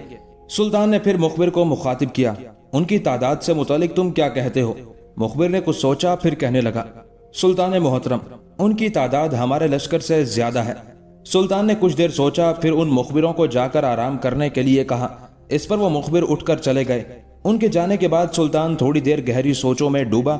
उसके बाद बोला और अपने सालारों को मुखातिब करके कहने लगा, मेरे अजीज साथियों, यरूशलेम का बादशाह बाल्डोन शायद ये ख्याल करता है कि जो लश्कर उसने असारिब के सलीबियों की मदद के लिए भेजा है, उस लश्कर की मदद से वो असारिब शहर को हमसे बचा लेगा। लेकिन हमने बाल्डोन और असारिब के सलीबियों पर यह साबित करना है कि वो कितना बड़ा ही लश्कर क्यों ना ले आए, असारिब पर हमने हर सूरत में कब्जा करना है और यह कब्जा हमारे लिए बड़ा जरूरी और लाजमी हो गया है। इसके दो नतीजे निकलेंगे। अव्वल ये कि हमारे लश्करियों के हौसले सलीबियों के खिलाफ बुलंद हो जाएंगे। दोइम ये कि जब हम सलीबियों से बजोर कुव्वत ये शहर और किला छीनेंगे तो उन्हें यह एहसास हो जाएगा कि मुसलमान यूं ही नहीं पड़े रहे, बल्कि वो बेदार हैं और अपने काम की इब्तिदा कर चुके हैं, जिसकी बिना पर उन पर हमारा एक तरह का रोब और दबदबा तारी हो जाएगा, जो आने वाले दौर में जरूर हमारे हक में बेहतर साबित होगा। यहाँ तक कहने के बाद सुल्तान रुका, कुछ सोचा, दोबारा अपने लश्करियों को मुखातिब करके कहने लगा, अब हमने बैक वक्त दुश्मन के दोनों लश्करियों से निपटना है, असारिब वालों से भी और उस लश्कर से भी जो यरूशलेम के बादशाह बाल्डोन ने असारिब वालों की मदद के लिए भेजा है। मैं चाहता हूँ इन दोनों लश्करों को आपस में नहीं मिलने देना चाहिए। यहाँ तक कहने के बाद सुल्तान जब खामोश हुआ तब ज़ैनुद्दीन सुल्तान को मुखातिब करके कहने लगा, सुल्तान मोहतरम, इस मौके पर मैं कुछ कहना चाहता हूँ। जो मैं कहूँ वो अगर आपको पसंद आए तो उस पर अमल किया जाएगा, वरना सुल्तान मोहतरम जो मंसूबाबंदी आप कायम करेंगे वही हमारे लिए आखिरी होगी। सुल्तान ने मुस्कुराते हुए ज़ैनुद्दीन की तरफ देखा, फिर सुल्तान कहने लगा, ज़ैनुद्दीन मेरे बेटे, मैं जानता हूँ तू जंग का वसी तजर्बा रखता है, हर्बो ज़रब के मकतब का तालीम याफ्ता है और मुझे उम्मीद है कि जो तजवीज़ तुम पेश करोगे उस पर अमल करके यकीनन हम दुश्मन के दोनों लश्करों को अपने सामने झुकने पर मजबूर कर देंगे। कहो बेटा, तुम क्या कहना चाहते हो? सुल्तान के उन अल्फाज के जवाब में ज़ैनुद्दीन मुस्कुरा दिया, फिर कहने लगा, सुल्तान मोहतरम, आप अपने हिस्से के लश्कर और सालारों के साथ यहीं रहें जहां इस वक्त हमने अपने लश्कर के साथ पड़ाव किया हुआ है। ज़ैनुद्दीन रुका, फिर अपनी बात को आगे बढ़ाता हुआ वो कह रहा था, सुल्तान मोहतरम, मुझे और अदनान बिन हाशिम को इजाजत दे कि हम दोनों भाई अपना लश्कर लेकर आने वाले मुखबिरों की रहनुमाई में यरूशलेम की तरफ से बाल्डोन के आने वाले लश्कर का रुख करें। मुखबिरों का कहना है कि वो जिस रफ्तार से सफर कर रहे हैं उसी रफ्तार से आगे बढ़ते रहे तो आने वाली शब के पिछले हिस्से या सुबह के आसपास वो असारिब के नवाह में पहुंचेंगे। मैं चाहता हूं कि अभी थोड़ी देर तक मैं और अदनान बिन हाशिम यहां से कूच करें, किसी भी मुनासिब जगह रुककर आधी रात के वक्त बाल्डोन के आने वाले लश्कर को रोककर उस पर जरब लगाएं और जरब भी उस पर ऐसी लगाएं कि उनमें से उनकी अक्सरियत को मौत के घाट उतार दें और बाकी को असारिब की तरफ आने की बजाय वापस यरूशलेम की तरफ भाग जाने पर मजबूर कर दें। ज़ैनुद्दीन जब खामोश हुआ तब सुल्तान ने कुछ देर तक तौसीफी अंदाज में ज़ैनुद्दीन की तरफ देखा, फिर कहने लगा, ज़ैनुद्दीन मेरे बेटे, तुम्हारी तजवीज़ बहुत उम्दा है और अगर तुम दोनों मिलकर बाल्डोन के लश्कर को शिकस्त देने और मार भगाने में कामयाब हो जाओ तो फिर असारिब हमारे सामने ज्यादा देर ठहर नहीं सकेगा और महसूर हो जाने वाले लश्कर का खात्मा करके खुदावंदे कद्दूस ने चाहा तो असारिब पर हम अपना मुकम्मल कब्जा कर लेंगे। सुल्तान के रजामंद होने के बाद उस तयशुदा मंसूबाबंदी के मुताबिक सबसे पहले मुखबिर यरूशलेम से आने वाली शाहराह पर रवाना कर दिए गए थे, जबकि ईशा की नमाज के बाद ज़ैनुद्दीन और अदनान बिन हाशिम भी अपने लश्कर को लेकर कूच कर गए थे। एक इंतहाई मुनासिब जगह जहां छोटे छोटे टेले थे, जमीन कटी फटी थी, वहां ज़ैनुद्दीन ने अपने लश्कर को रोक दिया। उस मौके पर अदनान बिन हाशिम और कुछ छोटे सालार ज़ैनुद्दीन के पास थे। ज़ैनुद्दीन ने पहले अपनी आंखों पर हाथ जमाते इर्द गिर्द का जायजा लिया, फिर अदनान बिन हाशिम को मुखातिब करके कहने लगा, मेरे भाई, दुश्मन पर अचानक जरब लगाने के लिए इससे बेहतर घात लगाने की जगह शायद हमें कहीं ना मिल सके। यहाँ घात लगाकर हम इस शाहराह को बाआसानी देख सकते हैं जिस शाहराह पर से बाल्डोन के लश्कर ने आना है, और फिर हमारे मुखबिर पहले ही उनकी तरफ रवाना हो चुके हैं और उनकी आमद से पहले वो हमें आगाह करेंगे। यहाँ तक कहने के बाद ज़ैनुद्दीन रुका, कुछ सोचा, दोबारा वो अदनान बिन हाशिम को मुखातिब करते हुए कह रहा था, मेरे अजीज भाई, मैं तुम्हारे सामने एक तजवीज़ पेश करता हूँ, पहले वो सुनो, इसके बाद इसमें तुम कोई तब्दीली करना चाहोगे तो मेरे भाई उस पर भी अमल किया जाएगा। यहाँ तक कहने के बाद ज़ैनुद्दीन रुका, फिर कहने लगा, इब्ने हाशिम मेरे अजीज भाई, लश्कर को 2 बराबर हिस्सों में तकसीम करते हैं, इसी तरह छोटे सालार भी आपस में तकसीम हो जाएंगे। एक हिस्सा मेरे पास, दूसरा हिस्सा तुम्हारे पास रहेगा। जिस जगह हम यहाँ खड़े हैं ये जगह बड़ी महफूज और उम्दा है, छोटे छोटे टेले हैं, कटी फटी जमीन है जहाँ बड़ी आसानी और खूबी से घात लगाई जा सकती है। शाहराह जो यरूशलेम से आ रही है वो करीब है। मेरे अजीज भाई, اپنے حصے کے لشکر کے ساتھ تم یہاں گھات لگا لینا، میں تھوڑا سا نیچے جا کر یعنی اسارب کی طرف ایسے ہی سرزمین میں اپنے حصے کے لشکر کے ساتھ گھات لگاؤں گا۔ اب اس سے آگے کام یہ شروع ہوگا کہ ہم بالکل خاموشی سے دشمن کا انتظار کریں گے۔ گھوڑوں کے منہ ان کے دہانوں سے باندھ دیے جائیں گے تاکہ وہ آواز نکالنے یا ہنہنانے کی کوشش نہ کریں، اور یہ جو کٹی پھٹی زمین ہے اس کے اندر گھوڑوں کو کھڑا کر دیا جائے گا تاکہ شاہراہ پر سفر کرنے والے ہمارے گھوڑوں کو دیکھ نہ سکیں۔ گھات لگانے کے بعد یہاں آدھے لشکر کو تم تیر اندازی سے لیس کر کے گھات میں بٹھا دینا، باقی آدھے لشکر کو بالکل تیار رکھنا۔ جو ہی دشمن آئے وہ اپنے گھوڑوں پر سوار ہو جائیں۔ میرے عزیز بھائی، جب دشمن کے لشکر کا زیادہ حصہ تمہارے پاس سے گزر جائے اور اس لشکر کا پچھلا حصہ تمہارے قریب آ جائے، تب سب سے پہلے تم اپنے تیر اندازوں کو حرکت میں لانا۔ وہ موسلادھار بارش کی طرح دشمن کے لشکر کے پچھلے حصے میں تیر اندازی کریں۔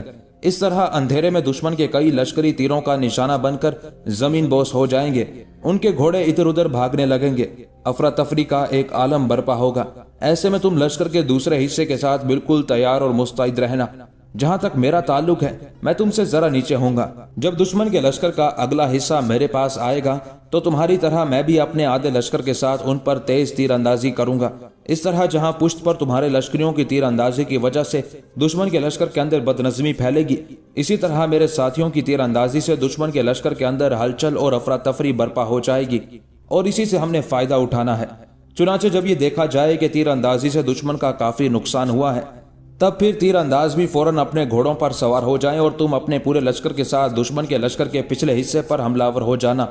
چونکہ دشمن کے لشکری پہلے ہی تیر اندازی کے باعث بدحواس ہو رہے ہوں گے، اور جب تم گہری تاریکی میں ان پر زوردار حملے شروع کرو گے تو ان پر ایک خوف، ان پر ایک لرزہ طاری ہو جائے گا۔ اتنی دیر تک دشمن کے لشکر کے اگلے حصے پر میں بھی ایسے ہی کارروائی شروع کر چکا ہوں گا۔ اس طرح دشمن کے لشکریوں کے دل میں یہ خوف دوچند ہو جائے گا کہ مسلمانوں کے دو لشکروں نے ان پر حملہ کیا ہے، اور وہ یہ سوچنے پر بھی مجبور ہو جائیں گے کہ جن لشکریوں نے اس سے پہلے ان پر تیر اندازی کی تھی، ہو سکتا ہے وہ لشکری ان دو حملہ آور ہونے والے لشکریوں سے علیحدہ اور مختلف ہوں۔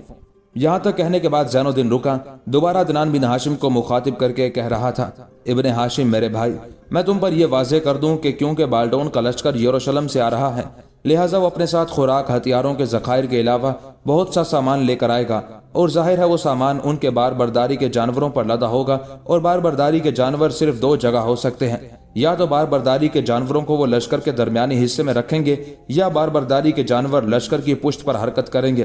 بہرحال جو بھی صورتحال ہو، بالڈون کے لشکر کو شکست دینے کے بعد ہم نے اسے یہاں سے اسارب کی طرف نہیں جانے دینا، بلکہ واپس بچے کچے لشکریوں کو یروشلم کی طرف بھاگنے پر مجبور کرنا ہے، اور بار برداری کے سارے جانوروں پر قبضہ کرنا ہے۔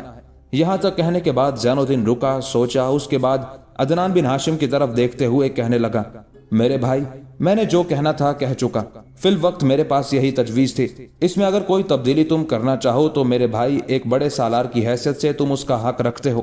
رات کی گہری تاریکی میں عدنان بن ہاشم کے چہرے پر مسکراہٹ نمودار ہوئی اور زین الدین کو مخاطب کر کے کہنے لگا، امیر آپ کیسی باتیں کرتے ہیں؟ جو تجویز آپ نے پیش کی ہے میرے عزیز بھائی، اس میں مجھے ذرا برابر بھی تبدیلی نہیں کرنی، یہی تجویز آخری ہے اور اسی پر عمل کیا جائے گا۔ عدنان بن ہاشم کے ان الفاظ پر زین الدین خوش ہو گیا تھا، چنانچہ لشکر کو دو حصوں میں تقسیم کیا گیا۔ عدنان بن ہاشم اپنے حصے کے لشکر کے ساتھ وہیں گھات لگا گیا تھا، جبکہ اپنے حصے کے لشکر کو لے کر زین الدین ذرا نیچے کی طرف گیا، اور وہاں اس نے بھی ایک نہایت مناسب جگہ اپنے حصے کے لشکر کے ساتھ گھات لگا لی تھی۔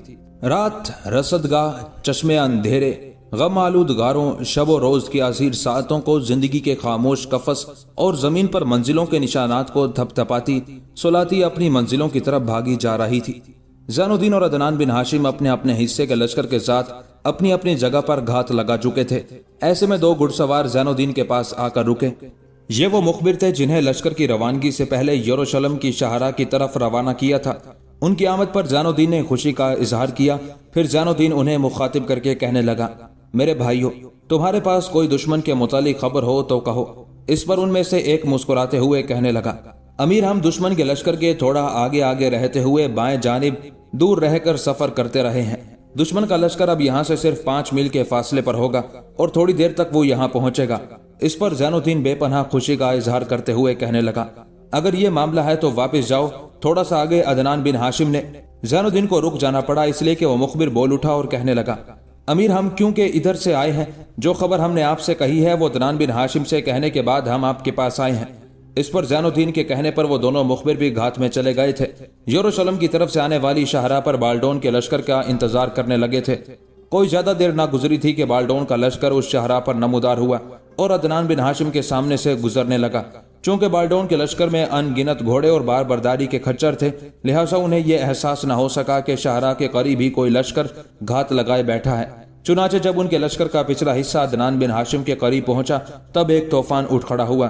عدنان بن ہاشم کے آدھے لشکر نے کچھ اس تیزی اور تواتر کے ساتھ تیر اندازی کی کہ دشمن کے لشکر کے پچھلے حصے میں ایک ہلچل اور افراتفری برپا ہو کر رہ گئی تھی۔ یہ صورت برپا کرنے کے بعد عدنان بن ہاشم کے حکم پر وہ سارے تیر انداز لشکر کے دوسرے حصے کی طرح اپنے گھوڑوں پر سوار ہو گئے تھے۔ اپنے ترکش اپنی کمانیں انہوں نے اپنے گھوڑوں سے باندھ لی تھی۔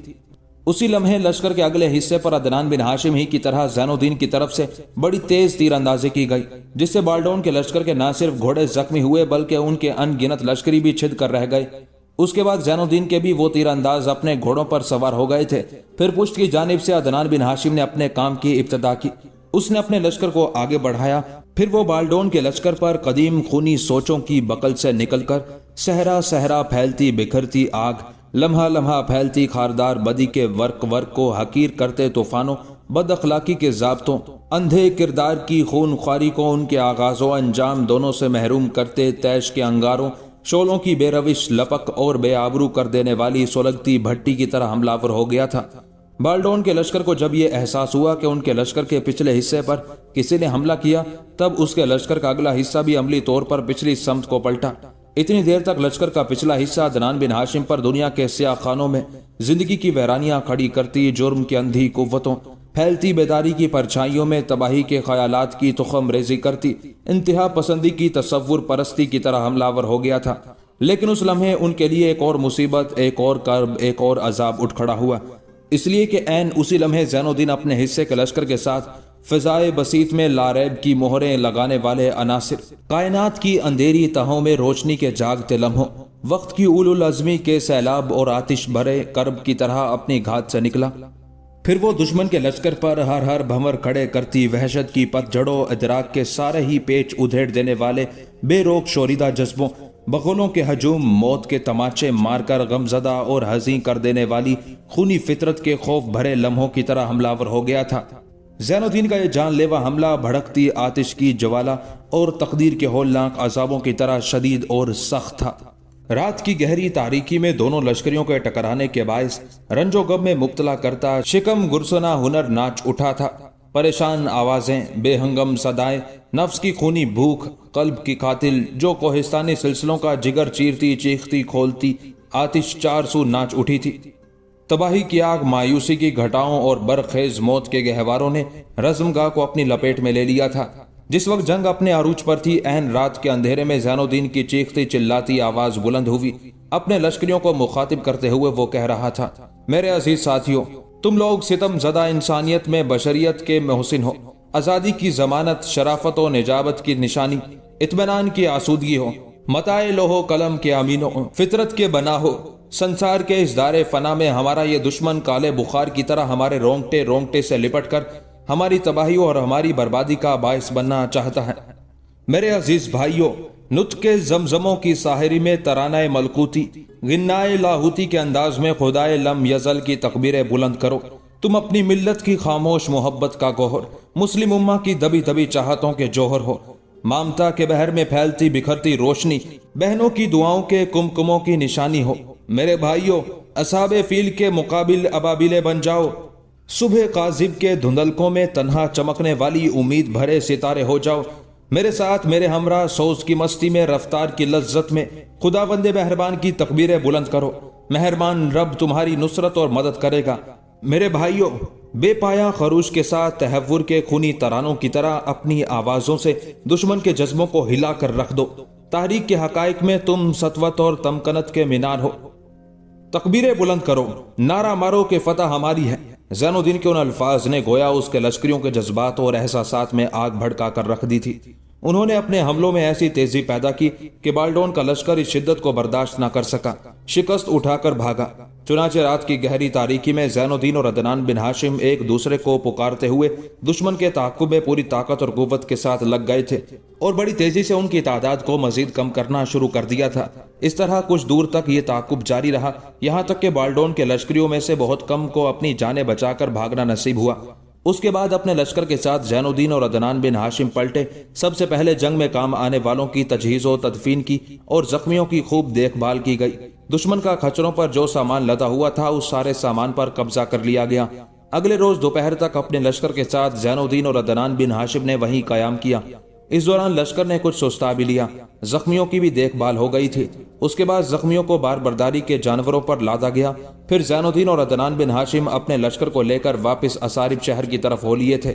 ज़ैनुद्दीन और अदनान बिन हाशिम के असारिब के नवाह में पहुंचने से पहले ही सुल्तान इमादुद्दीन के पास उसके जासूसों ने ज़ैनुद्दीन और अदनान बिन हाशिम की शानदार फतह की खबरें पहुंचा दी थी और सुल्तान पर यह भी इंकशाफ कर दिया गया था कि बाल्डोन का जो लश्कर असारिब वालों की मदद के लिए आया था, रात की तारीकी में ज़ैनुद्दीन और अदनान बिन हाशिम ने न सिर्फ उसे बदतरीन शिकस्त दी है बल्कि उसकी अक्सरियत को मौत के घाट उतार दिया है और बहुत कम सलीबियों को अपनी जानें बचाकर यरूशलेम की तरफ भागना नसीब हुआ होगा।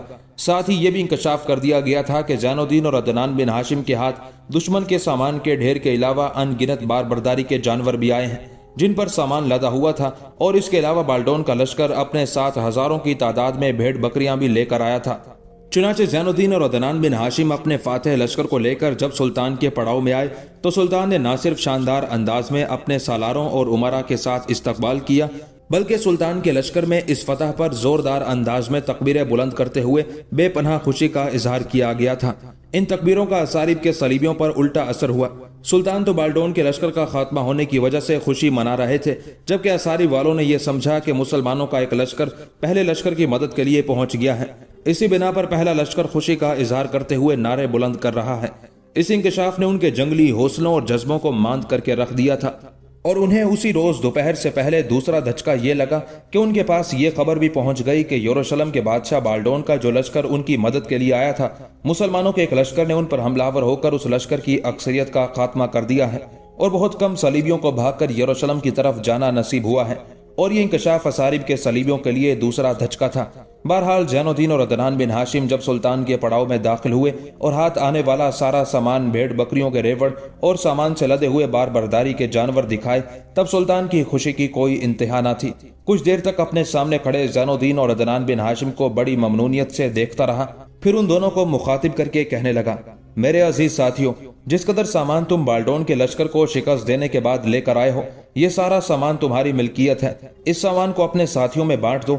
इसमें मेरे लश्करियों का कोई हिस्सा नहीं है, ताहम 5वां हिस्सा अलहदा करके अपने हिसार में ले जाना और हिसार में जो तुम्हारे जरूरतमंद लोग हैं ये उनके काम आएगा। इस पर ज़ैनुद्दीन सुल्तान को मुखातिब करके कहने लगा, सुल्तान मोहतरम, हमने अपने हिसार में एक बैतुल माल भी बना लिया है। बैतुल माल के अमीर काजी अबू सईद मुकर्रर किए गए हैं। उस बैतुल माल में हमने काफी सामान जमा किया है जिससे हम अपने हिसार के जरूरतमंद लोगों की मदद करते रहते हैं। जवाब में सुल्तान मुस्कुराया और कहने लगा, जब ये सामान भी तुम्हारे उस बैतुल माल में जाएगा तो तुम्हारी हालत पहले की निस्बत मजबूत और मुस्तहकम हो जाएगी और फिर ये जो तुम भेड़ बकरियों के रेवड़ लेकर आए हो ये भी तुम्हारे मस्कन की तरफ जाएंगे। मुस्तकबिल में ये भी तुम्हारी माली हैसियत को मजबूत और मुस्तहकम करेंगे। सुल्तान जब खामोश हुआ तब ज़ैनुद्दीन ने सुल्तान की तरफ देखा। ज़ैनुद्दीन चूंकि काफी अरसा सुल्तान इमादुद्दीन के साथ रहा था, लिहाजा उसके मिजाज से वाकिफ था। चुनाचे मजीद सुल्तान के करीब होते हुए ज़ैनुद्दीन ने कहना शुरू किया, सुल्तान मोहतरम, जो कुछ आपने कहा है मेरी और अदनान बिन हाशिम की सर आंखों पर, लेकिन सुल्तान मोहतरम अगर आप बुरा ना माने तो ये सारा सामान कबूल करने के लिए मेरी एक शर्त है। इस पर सुल्तान मुस्कुराया और कहने लगा, कैसी शर्त है बेटे? जवाब में ज़ैनुद्दीन कहने लगा, सुल्तान मोहतरम, मुझे यकीन है कि चंद रोज तक असारिब शहर को हम फतह कर लेंगे, लिहाजा यहाँ से माले गनीमत में जो कुछ मिले वो सारा आपका और आपके लश्करियों का हिस्सा होगा। इस पर सुल्तान मुस्कुराया और कहने लगा, मैं तुम्हारी शर्त को कबूल और मंजूर करता हूँ, साथ ही मेरी भी एक शर्त है। इस पर ज़ैनुद्दीन और अदनान बिन हाशिम खुलकर मुस्कुरा दिए। आखिर ज़ैनुद्दीन ने पूछा, सुल्तान मोहतरम, कैसी शर्त? इस पर सुल्तान बड़ी अपनायत और शफकत में कहने लगा, मैं चाहता हूं कि असारिब के बाद सलीबियों के दूसरे मजबूत और मुस्तहकम किले हारिम को अपना हदफ बनाया जाए। इस शहर को फतह करने के बाद जो माले गनीमत हमारे हाथ आएगा, बच्चे वो तुम्हारी और अदनान बिन हाशिम की मिल्कियत होगा। इस पर ज़ैनुद्दीन कहने लगा, सुल्तान मोहतरम, फिलहाल तो हम असारिब के सामने हैं, جب حارم شہر کو فتح کریں گے تو اس فتح کے بعد ہم مشورہ کرنے کے بعد ہی کوئی فیصلہ کریں گے، اور مجھے امید ہے کہ آپ میرے ان الفاظ کا برا نہیں مانیں گے۔ اس پر سلطان مسکرا دیا، بڑی شفقت اور پیار میں باری باری زین الدین اور عدنان بن ہاشم کے شانے تھپ تھپائے اور کہنے لگا، میرے بچوں، جیسا تم چاہو گے ویسا ہی ہوگا۔ میں انصاف چاہتا ہوں، میں چاہتا ہوں تمہارا مسکن خوب پھلے پھولے، اور ایک دن ایسا آئے کہ وہ صلیبیوں کے لیے ایک خطرناک آماجگاہ بن جائے۔ یاد رہے کہ سلطان عماد الدین آئین حکومت اور احکام شرع کی پابندی کرنے اور کرانے میں بڑا سخت گیر تھا۔ کسی بھی صورت یہ برداشت نہیں کرتا تھا کہ اس کا کوئی ماتحت رعایا پر دست ظلم بڑھائے یا کسی معاملے میں بے جا سختی کرے۔ ایک انتہائی اور اعلیٰ درجے کا عادل اور انصاف پسند حکمران تھا۔ وہ سرکاری اہلکاروں اور عسکری سالاروں کی کارروائیوں پر کڑی نظر رکھتا تھا اور ان کو ذاتی جائیدادیں بنانے کی اجازت نہیں دیتا تھا۔ اس نے اپنے لشکریوں کو حکم دے رکھا تھا کہ فصل کو قطعاً کوئی نقصان نہ پہنچائیں اور کسانوں سے معاوضہ دیے بغیر چیز نہ لیں۔ اس کا در عدل ہر خاص و عام کے لیے کھلا رہتا تھا، اور عدل و انصاف کے معاملے میں وہ مسلم اور غیر مسلم سب سے یکساں سلوک کرتا تھا۔ کہتے ہیں کہ ایک دفعہ سلطان موسم سرما میں جزیرہ ابن عمر گیا۔ اس کے ساتھیوں میں امیر عز الدین بھی تھا۔ وہ بڑی اہم شخصیت کا مالک تھا اور عماد الدین کے نزدیک بے حد محبوب اور محترم تھا۔ اس نے ایک یہودی کے مکان پر باجبر قبضہ کر لیا تھا۔ یہودی نے بہت منت سماجت کی، لیکن وہ اس کے مکان سے نہ نکلا۔ ناچار اس نے عماد الدین کے پاس فریاد کی۔ اس وقت وہ خود یعنی امیر عز الدین بھی دربار میں حاضر تھا۔ عماد الدین نے اس کی طرف تیز نظروں سے دیکھا۔ وہ اسی وقت دربار سے اٹھ کر یہودی کے مکان پر گیا اور وہاں سے اپنا تمام سامان نکال لیا۔ علامہ ابن اسیر کا بیان ہے کہ میرے والد اس موقع پر موجود تھے۔ وہ کہا کرتے تھے کہ میں نے خود اپنی آنکھوں سے دیکھا کہ امیر عز الدین کے ملازم کھلے میدان میں جہاں کیچڑ اور پانی جمع تھا اس کا خیمہ نصب کر رہے تھے۔ اس کے علاوہ ایک دفعہ سلطان کو اطلاع ملی کہ قلعہ جزیرہ کا قلعہ دار نور الدین حسن بہت بڑا بد کردار ہے۔ اس کے لشکری جب کسی مہم پر باہر جاتے ہیں تو وہ ان کی خواتین پر دست درازی کرتا ہے۔ سلطان نے جب اپنے مخبروں سے دریافت کیا تو انہوں نے اس خبر کی تصدیق کی۔ چنانچہ سلطان نے اسی وقت اپنے امیر حاجب کو جزیرہ روانہ کیا کہ نور الدین کو گرفتار کر کے اس کے سامنے لایا جائے۔ جب وہ گرفتار ہو کر آیا اور اس کا جرم ثابت ہو گیا تو عماد الدین نے حکم دیا کہ اسے خواجہ سرا بنا دیا جائے اور پھر اس کی آنکھیں نکال کر سولی پر لٹکا دیا جائے۔ اس عبرتناک سزا سے اس کا مقصد یہ تھا کہ آئندہ کسی کو خواتین کی عصمت پر حملہ کرنے کی ہمت نہ ہو۔ اس کے علاوہ سلطان بلا کا شجاع اور دینی حمیت رکھنے والا حکمران تھا۔ علامہ ابن اسیر لکھتا ہے کہ سلطان کی ذات میں اللہ تعالیٰ نے جو غیرت دینی اور شجاعت ودیت کی تھی وہ بہت کم ناموران اسلام کے حصے میں آئی ہے۔ اس کے جوش ایمانی کا یہ عالم تھا کہ وہ لشکریوں کو لڑاتے لڑاتے اپنے ساتھیوں کو پیچھے چھوڑ کر تنہا دشمن کی صفوں میں جا گھستا تھا اور اپنی شمشیر خارا شگاف سے ان کو کاٹ کر رکھ دیا تھا۔ اس کی بے مثال شجاعت اور بے خوفی نے دشمنوں کے لیے اسے ہوا بنا دیا تھا۔ اس کا نام سن کر صلیبیوں پر لرزہ طاری ہو جاتا تھا۔ اس کے دل میں اسلام پر مر مٹنے کی سچی تڑپ تھی۔ اسی تڑپ اور دینی حمیت نے اسے انتہائی نامساعد حالات میں صلیبیوں کی عظیم الشان طاقت سے ٹکرانے کے لیے سینہ سپر کر دیا تھا۔ وہ چاہتا تو دوسرے مسلمان امراء کی طرح اپنے علاقے پر مزے سے حکومت کر سکتا تھا، لیکن اس کی غیرت نے گوارا نہ کیا کہ اس کی سرحدوں کے آس پاس مسلمانوں پر مصائب و آلام کی چکی چلتی رہے اور وہ ان سے بے نیاز ہو کر حکومت کے مزے لوٹے۔ اس نے اپنی زندگی کو مسلمانوں کی حفاظت اور اسلام کی سربلندی کے لیے وقف کر دیا تھا اور محض اللہ کے بھروسے سے محیب طاغوتی طاقتوں سے بھڑ گیا۔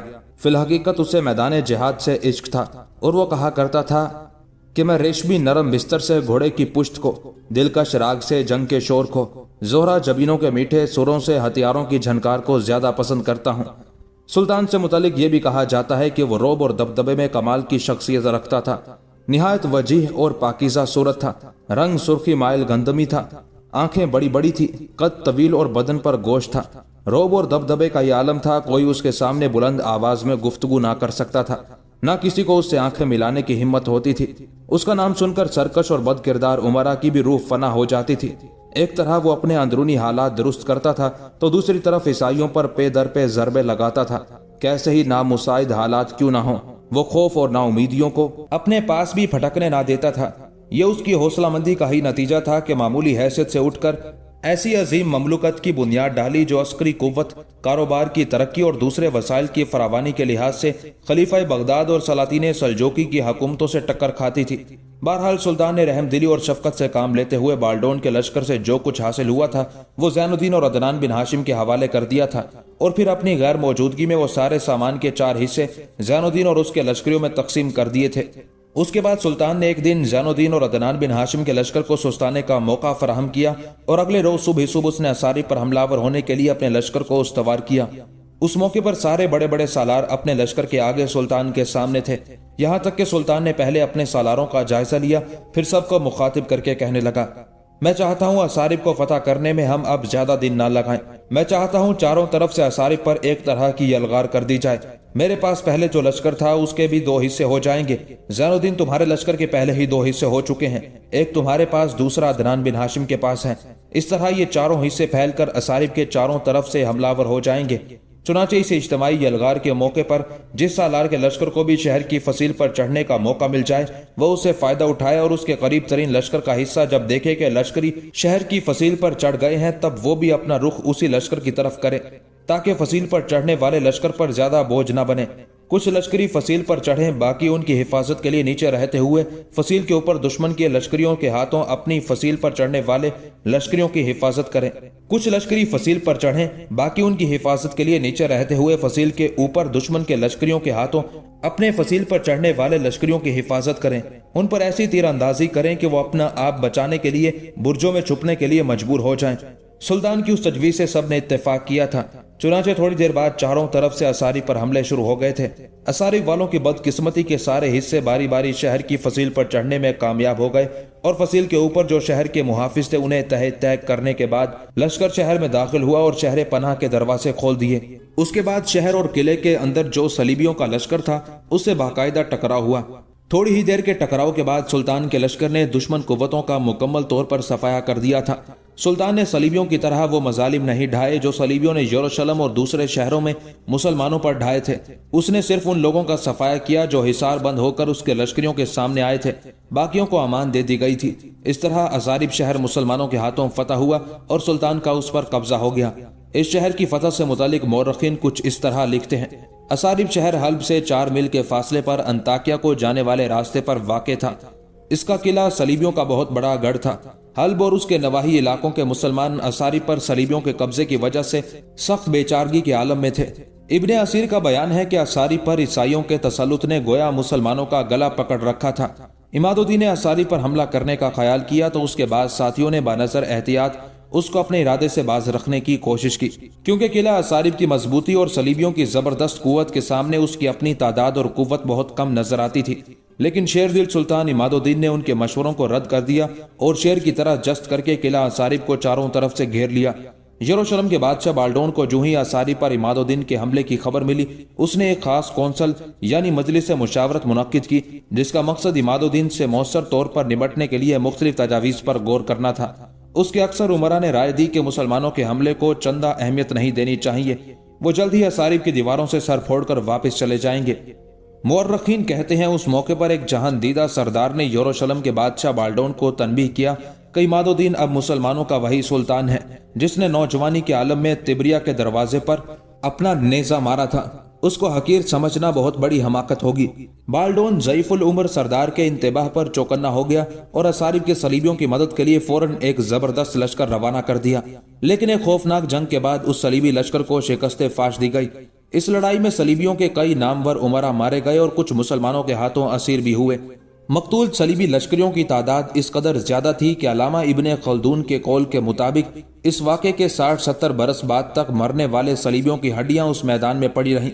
मुअर्रिखीन असारिब से मुतालिक मजीद लिखते हैं कि इमदादी लश्कर को शिकस्त देने के बाद इमादुद्दीन ने किला असारिब पर फैसला कुन हमला किया और बहुत जल्द उसकी मजबूत फसीलों पर अपनी फतह का फरीरा उड़ा दिया। किला असारिब की फतह बड़े बड़े दूर रस नताइज की हामिल साबित हुई। उसने जहां हल्ब और उसके नवाही इलाकों को सलीबियों की चीरा दस्तियों से महफूज कर दिया था, वहां इमादुद्दीन की जबरदस्त कुव्वत और शुजाअत की धाक बिठा दी थी। सलीबियों को अब इमादुद्दीन के मकबूजात या उसके ज़ेर हिमायत इलाकों की तरफ नजर उठाने से पहले 100 दफा सोचना पड़ता था। बहरहाल असारिब को फतह करने के बाद अब सुल्तान ने ज़ैनुद्दीन और अदनान बिन हाशिम के साथ मजीद पेशकदमी शुरू की। अब उसका इरादा था कि सलीबियों के दूसरे बड़े गढ़ हारिम को फतह किया जाए। जहां तक हारिम शहर का ताल्लुक है तो मुअर्रिखीन लिखते हैं कि हारिम अंताकिया के करीब एक समरखेज इलाके का मोर्चाबंद शहर और किला था। यहाँ बहुत से दरख्त और पानी की कसरत थी, इसलिए अक्सर वबा के हमले होते रहते थे। यही वो शहर और किला है जिसका नाम विलियम सोरी ने हारिनस के नाम से जिक्र किया है। मुअर्रिख अबू फिदा लिखता है कि हारिम हल्ब के जिला में एक शहर है जिसके ऊपर बाला हिसार बना हुआ है। इसमें कसरत से दरख्त और चश्मे हैं और थोड़े फासले से एक छोटी नदी गुजरती है। ابن سعید بتاتا ہے کہ حرم میں سازو سامان با افراد موجود ہوتا تھا۔ یہاں کا انار بہت خاص ہوتا تھا، جس کی پوست کے اوپر سے اندر تک دانے نظر آتے تھے اور دانے بہت رس بھرے ہوتے تھے۔ حرم حلب کے مغرب میں 2 منزل اور انطاکیہ سے 1 منزل کے فاصلے پر واقع تھا۔ بہرحال سلطان عماد الدین بڑی تیزی اور برق رفتاری سے زین الدین اور عدنان بن ہاشم کے ساتھ حرم پہنچا۔ شہر اور قلعے سے باہر اس نے اپنے لشکر کا پڑاؤ کر لیا تھا۔ ایک دن اور رات سلطان نے اپنے لشکریوں کو سستانے اور آرام کرنے کا موقع فراہم کیا۔ اس کے بعد اس نے اپنے خیمے میں سارے چھوٹے بڑے سالاروں کا اجلاس طلب کر لیا تھا تاکہ حرم کو فتح کرنے کی منصوبہ بندی کو آخری شکل دی جا سکے۔ چنانچہ اپنے سارے سالاروں کے ساتھ سلطان عماد الدین زنگی نے فیصلہ کیا کہ انتہائی سختی کے ساتھ حرم شہر کا محاصرہ کر لیا جائے۔ باہر سے کوئی چیز اہل حرم کے لیے نہ آنے دی جائے اور حرم سے نہ کوئی چیز باہر نکلنے دی جائے، نہ کسی فرد کو باہر جانے دیا جائے۔ چنانچہ یہ فیصلہ ہونے کے بعد سلطان نے حرم شہر کا محاصرہ کر لیا۔ یہ محاصرہ ایسا سخت تھا، نہ کوئی باہر سے اندر آ سکتا تھا، نہ شہر سے نکل کر کوئی باہر جا سکتا تھا۔ بقول مورخین گو حرم عیسائیوں کا ایک مضبوط اور مستحکم گڑھ تھا اور یہ لوگ ارد گرد کی مسلمان آبادی کے لیے مستقل طور پر مصیبت بنے ہوئے تھے۔ چنانچہ سلطان نے اپنے پورے لشکر کے ساتھ ایسی سختی سے محاصرہ کیا کہ حرم کے لوگ بلبلا اٹھے اور کئی دن تک یہ محاصرہ بڑی کامیابی سے جاری رہا، جس کے نتیجے میں حرم کے عیسائی ہمت ہار بیٹھے اور ایک وفد انہوں نے سلطان کی خدمت میں بھیجا اور سلطان سے صلح کی درخواست کی۔ سلطان نے ان پر یہ شرط عائد کی کہ اہل حرم سلطان کو ہر سال شہر کے مجموعی محاصل کا نصف بطور خراج عطا کیا کریں گے۔ عیسائی محصورین نے بلا تعامل اس شرط کو قبول کر لیا۔ چنانچہ بغیر کسی جنگ اور لڑائی کے حرم متی اور فرما بردار ہوا۔ اس کے بعد اسلامی لشکر حرم کے نواح سے ہٹ گیا تھا۔ گہری سوچوں میں ڈوبا ایک روز قاضی ابو سعید اپنے مکان میں داخل ہوا۔ اس کی یہ حالت دیکھتے ہوئے تھوڑی دیر کے لیے شہزادی 48 فکر مند اور پریشان ہو گئی تھی۔ کچھ دیر تک بڑے غور سے قاضی ابو سعید کی طرف دیکھتی رہی، یہاں تک کہ جب قاضی ابو سعید دیوان خانے میں بیٹھ گیا تب 48 سامنے والی نشست پر بیٹھی اور غور سے قاضی ابو سعید کی طرف دیکھتے ہوئے کہنے لگی، بابا میں دیکھتی ہوں آپ کچھ پریشان اور گہری سوچوں میں ڈوبے ہوئے ہیں، خیریت تو ہے؟ کیا امیر زین الدین کی طرف سے کوئی خبر آئی ہے؟ انتہائی پریشانی اور فکر مندی میں قاضی ابو سعید کی طرف دیکھتے ہوئے 48 نے پوچھ لیا تھا۔ 48 کے اس استفسار پر قاضی ابو سعید نے اپنی گردن سیدھی کی، پھر کہنے لگا، بیٹی یہ معاملہ نہیں ہے، امیر زین الدین کی طرف سے تو اچھی خبریں آ رہی ہیں۔ بات یہ ہے کہ بیٹی مقامی کاریگروں اور ہنرمندوں نے ہمارے دائیں جانب کے کوہستانی سلسلوں سے ڈھیروں خڑیا مٹی، چونا اور دریائے اورنٹس کی غار کو ملا کر گھروں کے فرش بنانے کا بہترین تجربہ کیا ہے۔ اس میں وہ کامیاب رہے ہیں، اس سے بڑا مضبوط فرش بنتا ہے۔ آج وہ سارے کاریگر، صناع اور ہنرمند مجھ سے ملے اور اس خواہش کا اظہار کیا کہ وہ چاہتے ہیں کہ اپنے مسکن کے ساری رہائش گاہوں کے فرش اس سے پکے کریں، اور ان کی یہ بھی خواہش ہے کہ اپنے اس کام کی ابتدا وہ امیر زین الدین کے مکان سے کرنا چاہتے ہیں۔ بیٹی میں انہیں کوئی جواب نہیں دے سکا، تم جانتی ہو امیر زین الدین۔ قاضی ابو سعید کو یہاں تک کہتے کہتے رک جانا پڑا۔ اس مرتبہ 48 کے لبوں پر خوشگوار مسکراہٹ نمودار ہوئی تھی، شاید اس بنا پر کہ معاملہ اچھا ہے، فکر مندی کی کوئی بات نہیں۔ وہ چہکنے کے انداز میں قاضی ابو سعید کی طرف دیکھتے ہوئے کہنے لگی، واہ بابا آپ بھی خوب کہتے ہیں، تو کیا اس بات نے آپ کو پریشان کر دیا ہے کہ وہ کاریگر اور صناع امیر کے مکان سے اس کام کی ابتدا کرنا چاہتے ہیں، اور آپ اس لیے فکر مند ہیں، ہچکچا رہے ہیں کہ شاید امیر زین الدین ناپسند کریں گے کہ ان کے مکان کے کمروں کا فرش ایسا کیوں بنایا گیا ہے، اس لیے کہ وہ زمین پر سوتے ہیں؟ بابا آپ ابھی اسی وقت ان کاریگروں اور صناعوں کے پاس جائیں اور انہیں کہیں کہ آج ہی امیر کے مکان میں اپنے کام کی ابتدا کر دیں۔ 1-2 دن تک فرش خشک بھی ہو جائے گا اور اتنے دن بدر الدین احمد بن قاسم ہمارے ساتھ رہ لیں گے۔ یہاں تک کہنے کے بعد 48 رکی، پھر دوبارہ قاضی ابو سعید کو مخاطب کر کے کہنے لگی، اب آپ میرے ان الفاظ کے جواب میں ضرور کہیں گے کہ اس میں امیر زین الدین کے ناراض ہونے کا خطرہ اور خدشہ بھی ہے۔ قاضی ابو سعید منہ سے کچھ نہ بولا، تاہم 48 کی طرف دیکھتے ہوئے اس نے اس بات میں گردن ہلائی تھی۔ اس پر 48 بھی مسکراتے ہوئے کہنے لگی، بابا ایسی کوئی بات نہیں ہے، آپ بالکل چپ رہیے گا، آپ ان کے کمروں کا فرش بنوائیے گا، امیر نے اس سلسلے میں کوئی اعتراض کیا تو جواب میں دوں گی، آپ بالکل خاموش رہیے گا، میں دیکھتی ہوں وہ کیسے بولتے ہیں۔ 48 کے ان الفاظ پر قاضی ابو سعید کے چہرے پر تبسم نمودار ہوا، پھر کہنے لگا، بیٹی سوچ لو، تم جانتی ہو کہ زین الدین تمہارے رشتے سے بھی انکار کر چکا ہے، اور کیا تو نے اس سلسلے میں اس سے بات کی ہے؟ اس پر 48 کہنے لگی، بابا آپ اس سلسلے میں بھی فکر مند نہ ہو، اگر انہوں نے میرے رشتے سے انکار کیا ہے تو بابا میں نے برا نہیں مانا، بابا وہ جن حالات سے گزرے ہیں ان کو سامنے رکھتے ہوئے انہیں ہمہ وقت تسلی، شفقت اور محبت کی ضرورت ہے، بابا میں اس موضوع پر ضرور ان سے بات کروں گی۔ जिस रोज मैं उनसे बात करना चाहती थी उस रोज अदनान बिन हाशिम मंसूर बिन अब्दुल्ला के साथ घोड़ों को सर पर दौड़ाते हुए कोहिस्तानी सिलसिले की तरफ चले गए थे। अब जब वो वापस आएंगे तो मैं उनसे इस मौजू पर बात करूंगी। आप आज ही उनके कमरों का फर्श बनवाना शुरू कर दें, और इस सिलसिले में अगर अमीर ने कोई एतराज किया तो आप बिल्कुल चुप रहिएगा। अमीर के सारे सवालों और इस्तफसार का मैं जवाब दूंगी। 48 के उन अल्फाज पर काजी अबू सईद मुतमईन हो गया था, लिहाजा उठा और बाहर निकल गया था। उसी रोज अहमद बिन कासिम और बदरुद्दीन दोनों काजी अबू सईद के मकान में मुंतकिल हो गए थे, जबकि सन्नाओं और कारीगरों ने ज़ैनुद्दीन के मकान के कमरों का फर्श बनाना शुरू कर दिया था। फर्श काफी मजबूत बना था और 2-3 दिन में वो खुश्क भी हो गया था। फिर पहले की तरह जहां बदरुद्दीन की मसहरी लगती थी वहां उसकी मसहरी लगा दी गई थी। जिस कमरे में अहमद बिन कासिम सोता था उसी की मसहरी उसी के कमरे में रखी गई थी, और जहां 48 ने रेत बिछाई थी और उस पर ज़ैनुद्दीन सोता था वहां इस बार 48 ने मजीद जुर्रतमंदी और दलेरी का मुजाहरा करते हुए रेत नहीं बिछाई, बल्कि उसने खजूर के पत्तों की दोहरी चटाई बिछाई। इस पर उसने इंतहाई खूबसूरत साफ सुथरी चादर भी बिछाई और तकिया रखने के बाद ऊपर लेने के लिए तह करके एक चादर भी रख दी थी। उसके बाद मस्कन के उन कारीगरों ने बड़ी तेजी और बर्क रफ्तारी के साथ हरकत में आते हुए मस्कन के मकानों के फर्श पक्के करने शुरू कर दिए थे। हारिम को मती और फरमा बरदार करने के बाद सुल्तान इमादुद्दीन अपने हिस्से के लश्कर के साथ हल्ब की तरफ चला गया, जबकि ज़ैनुद्दीन और अदनान बिन हाशिम ने अपने मस्कन का रुख किया था। और जिस रोज वो अपने लश्कर के साथ दोनों मस्कन में दाखिल हुए, मस्कन के लोगों ने शानदार अंदाज में उनका इस्तकबाल किया। शिजर शहर और किले का हाकिम उसामा भी अपने कुछ सालारों और उमरा के साथ ज़ैनुद्दीन और अदनान बिन हाशिम के इस्तकबाल में मस्कन में मौजूद था। मस्कन में दाखिल होने के बाद लश्करी अपने अपने ठिकानों को चले गए। ज़ैनुद्दीन और अदनान बिन हाशिम अपने घोड़ों से उतरे। इतने में काजी अबू सईद, फजल बिन इसहाक, अहमद बिन कासिम और दूसरे सालार और उमरा जिन्हें मस्कन की हिफाजत पर छोड़ा गया था, ज़ैनुद्दीन और अदनान बिन हाशिम को मुबारकबाद देते हुए पुरजोश अंदाज में उनसे गले मिले। उसामा और उसके उमरा भी उसी अंदाज में दोनों से मिले थे और लोग नारे बुलंद करते हुए खुशी और मुसरत का इजहार कर रहे थे। मस्कन में जो खुला मैदान था वहां कुछ देर ऐसा ही समा रहा। लोग खुशी का मुजाहरा करते रहे, यहां तक कि उसामा अपने साथियों के साथ शीजर की तरफ चला गया। अदनान बिन हाशिम अपनी रिहायशगाह की तरफ गया। काजी अबू सईद ने ज़ैनुद्दीन का हाथ पकड़ा और उसे साथ लेकर उसके मकान की तरफ हो लिए। उस मौके पर अहमद बिन कासिम और ज़ैनुद्दीन का भतीजा बदरुद्दीन भी साथ थे।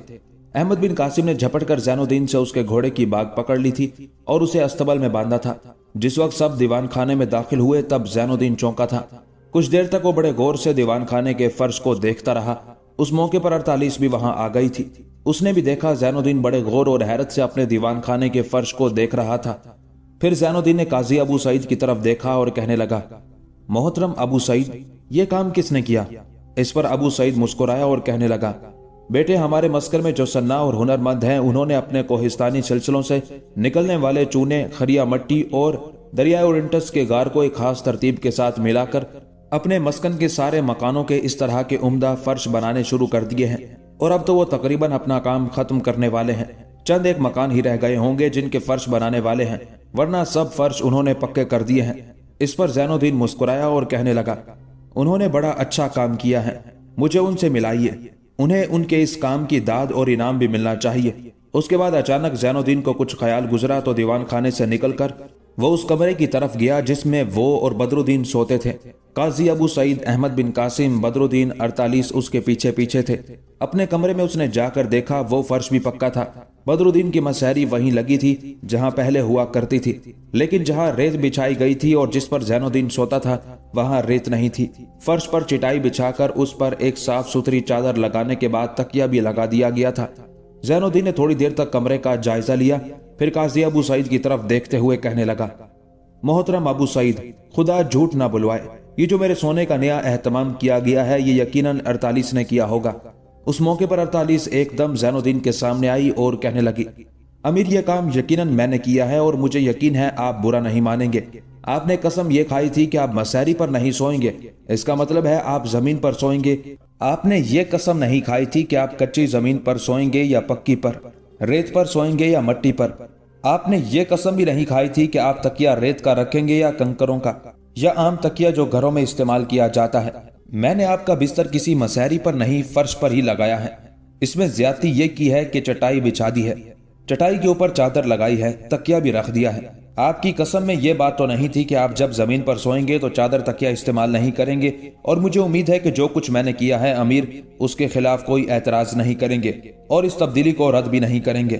یہاں تک کہنے کے بعد 48 رکی، دوبارہ اپنی بات کو آگے بڑھاتے ہوئے وہ کہنے لگی، امیر جو کچھ میں نے کیا ہے اس سے آپ کی قسم پر کوئی حرف گیری نہیں آئی۔